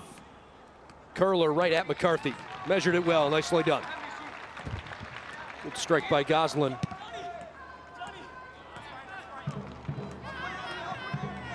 Long one up the pitch. Epps has it. Couldn't pull it away on his own.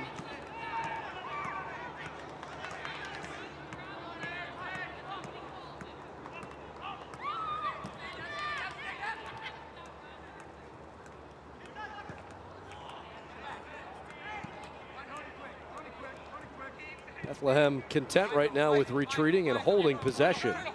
Again, in terms of winning the game, they don't really need to push the issue here. We'll see if they continue to just try and play keep away.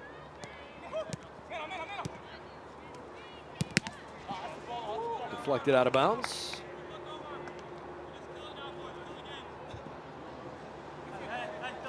Love how our crowd microphones are able to pick up so much communication on the field. You hear the players, the way they're trying to work together. Skundrich sends it across.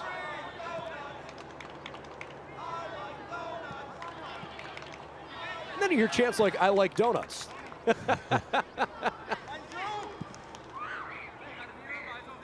It's not National Donut Day. What'd you tell me? It's National Chicken Wing Day? It's National Chicken Wing Day. I already pitched that idea to the future missus, and that was shot down pretty rapidly. Instead, it looks like I'm having a vegetarian night for dinner. I will not invite myself over. Oh, I'll change that on the way home. There's 40 minutes in between the dinner table and this place. I think I'll be okay. I'm gonna have to figure out how to put down about 12 or 15 chicken wings in that time frame too, but you know, a napkin, moist towelette, we'll be okay. In the meantime, Aaron said looks like he's cramping up a little bit. My question is, are you a wet barbecue sauce or a dry rub guy in your chicken wings? It's, you know, my temperament fluctuates from time to time. Stunning. There is a local establishment that has some good wings. They do have a wet sauce on them. They're also mixed in with some minced garlic. Okay. They get quite spicy at times, but I have been known to whip up my own barbecue sauce at home. So I'll go with the dry rub and go Carolina style on the barbecue sauce. Ferris tackled from behind. It's an illegal tackle, so there's the whistle. I'm a sweet barbecue sauce guy myself. I was going to ask you. Oh, yeah. Yeah, I was getting there. I'm definitely a sweet barbecue sauce guy. No spice at all? Hit or miss. Not too hot. Fair enough. In the meantime, Aronson's pretty spicy. Sweet little pass. Ferris centers it. Aronson almost got there.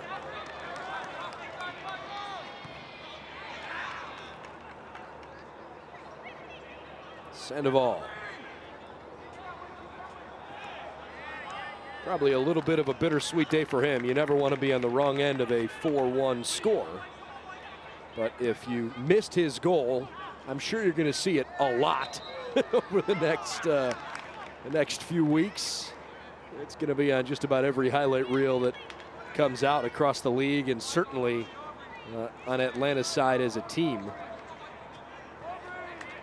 A great bicycle kick in the 40th minute.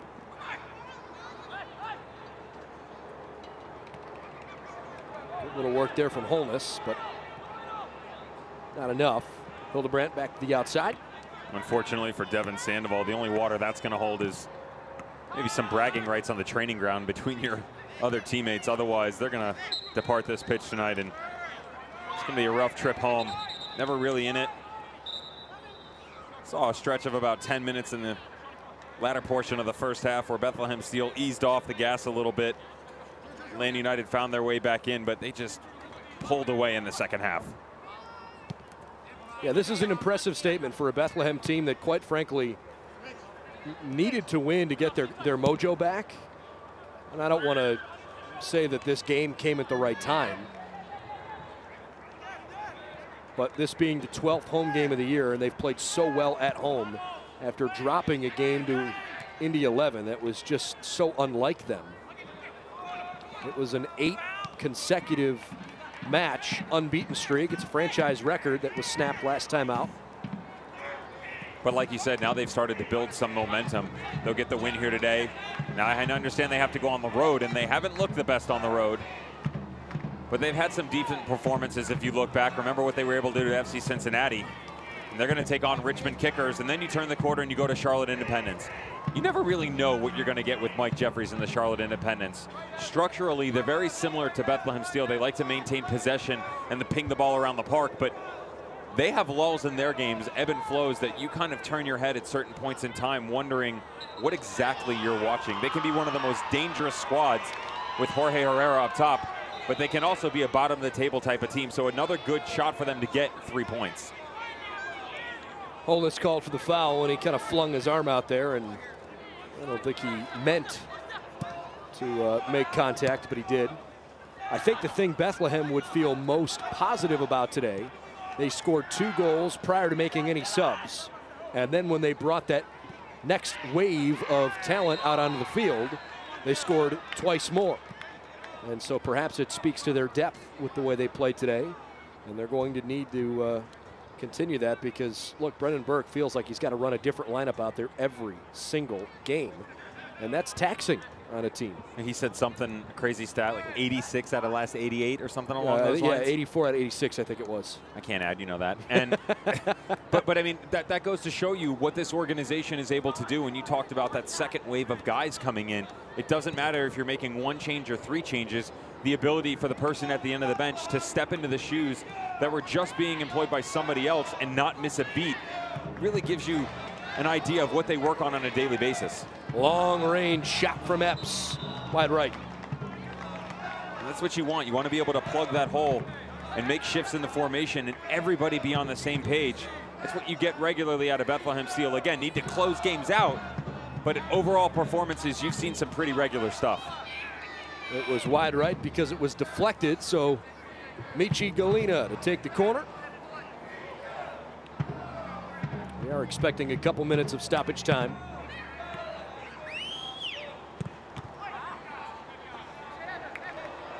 Take 2.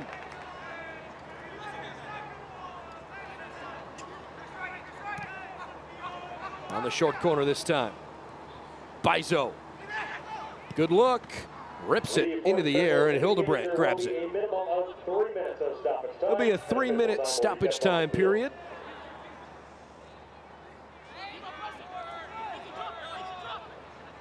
Matt Mahoney in the 16th minute. Aiden Apudaka in the 36th. Ferris in the 71st. And then Ferris assisted Brendan Aronson in the 72nd. About, 20 seconds later. It was a 4-goal performance from Bethlehem Steel tonight in a game that they will definitely remember the rest of the season. Sandoval actually got a shot off there. It's a corner kick.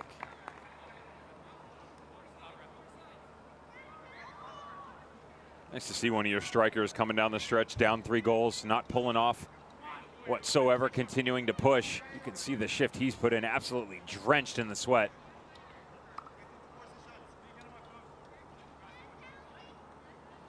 You're right, his work rate tonight's been really impressive. Probably the only guy that's been able to find consistent pressure all evening. Everybody else has struggled a bit. Maybe they'll target him here in the box. Headed clear. Nobody home. Long run up the field, and finally Mechi Galena slows up a bit. Epps thinking maybe he's got a shot. Now Bizo spun around. Galena back to it. Taps to the far side. Galena shoots. It's a diving save. That would have gone in. Hildebrandt did not touch that wide of the post. It was inside. Bethlehem almost slotted home a season-high 5th goal. Sandoval slides it away from Matt Mahoney. Bizo. Bumped. And apparently was seen the other way.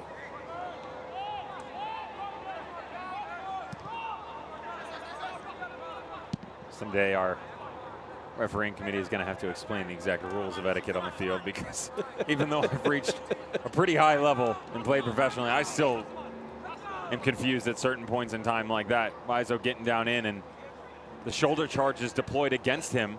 He gets knocked off the ball and is able to maintain his footing and get back in. Player from Atlanta United goes to ground, calls a foul. Don't understand.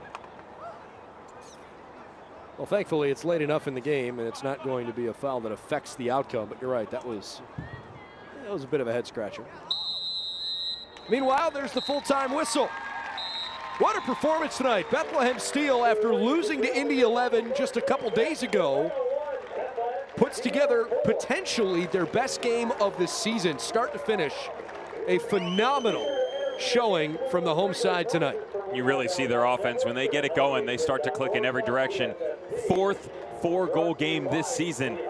That is a huge number. 16 of their goals out of the 31 coming in the 4-goal match contest. That's over half. So good job by Bethlehem Steel, understanding the opportunity in front of them and able to capitalize. We said they hadn't been able to close in games past. They put us in our place tonight. Solid performance start to finish. Especially from that young man, Brendan Aronson, and Brendan Burke gives him 2 big high fives there. Loved what we saw tonight from Aronson. Bethlehem Steel 4-1 winner. Highlights and stats when we come back on ESPN+.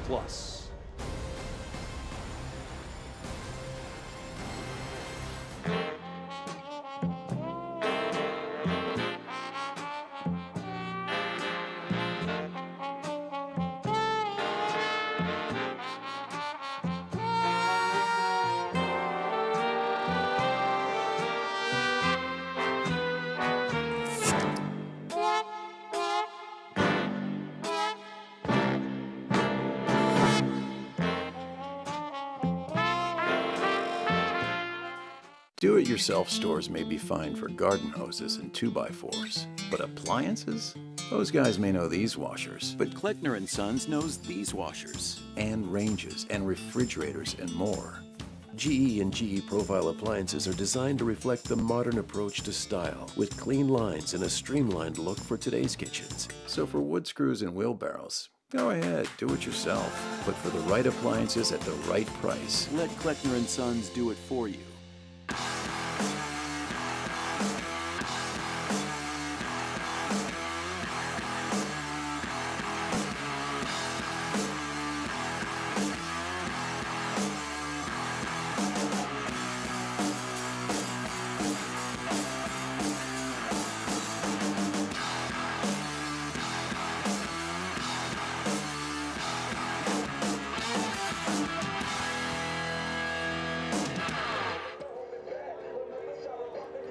Nice 4-1 win tonight for Bethlehem Steel. It was a heck of a response. The fans loved it, and they're going to enjoy the celebration here the rest of the night. Let's take a look at some of the full-time highlights, which certainly include some pretty good goals. They started early on. Matt Mahoney in the 16th minute off this corner kick from Chris Nanko. You really saw the pressure being applied almost immediately. Nanko, good ball to the back post. Just slides inside Mahoney unmarked. Again, that zonal marking by Atlanta United 2. Tried to employ it all night long. Not a very good performance by the traveling squad. They got out, they kept going, and that's the thing we haven't seen from Bethlehem in the past. A lot of times they'll put one in the back of the net. They don't follow it up. That's not the case here. Aronson to the byline, finds Apodaca, finds the far post, finds their second goal. For a while, it looked like Bethlehem Steel might run away with the game, but this goal from Devin Sandoval kept Atlanta alive. The substitute Dylan Gaither does a good job flicking to the far post. Sometimes that's all you need to do is just put something up, let someone go make a play. But Devin Sandoval, you can't teach this. You're welcome. That is a great finish by the visitor. And they were off 2-1 at half, and you kind of started to get that feeling because you felt the shift. But Brendan Burke did a good job getting his boys reorganized, coming out after halftime, makes the substitutions. Tactically, they switch things a tiny touch, letting him run rampant up top, and just unleashes Ferris right here. Good flick over by Prosper Cholula. Ferris picks the far post out, gets the third goal, and they would get the fourth right after this, just inside of a minute. Brendan Aronson wanted to get on the act. We saw him with a nice dish to Apodaca early on. Ferris repays the fee, gets to the end line here, and just cuts it back right to the where number 10 should be in that trailing run, able to get their fourth goal. So impressive that Ferris kept control of that ball, stayed on his feet, and then got off a really solid cross. And then Aronson, the young kid, only 17 years old, but he plays with so much more savvy than that. Love the way he plays, and he helps cap off 3 big points. So there's an updated look at the standings. Bethlehem goes from 13 to 10 tonight. And as you mentioned, they've got a huge goal differential over Ottawa, so they're right on the cusp of being in the top 8. Have to keep in mind that Ottawa have a few games in hand, but look, Ottawa has to go and earn it. They got to go work for it. Bethlehem Steel has already done the dirty work, so even though the 2 games are there, that goal differential, I don't see that coming back from 12. And all you folks at home, fortunately enough for you, I went this direction. I didn't go mathematics. My apologies. I thought that was the 4th game of the year of 4 goals. That was only the 3rd. 4 times 3 is 12. We're back to square one. In the meantime, Atlanta United 2 has a chance to continue their road trip. They'll go to Charleston for their next game. Bethlehem will hit the road for the first time here in the month of August at Richmond and then at Charlotte. Our producer tonight, Sharni Yerke, our director, Gage Tillotson, and on behalf of our entire production crew, for Devin Kerr, I'm Brendan Gulick. So long from Goodman Stadium. A really nice win tonight for Bethlehem Steel. 4-1, full of highlights. Have a great night, everybody. This copyrighted telecast of the United Soccer League may not be retransmitted, rebroadcast, or reproduced without the express written consent of the United Soccer League.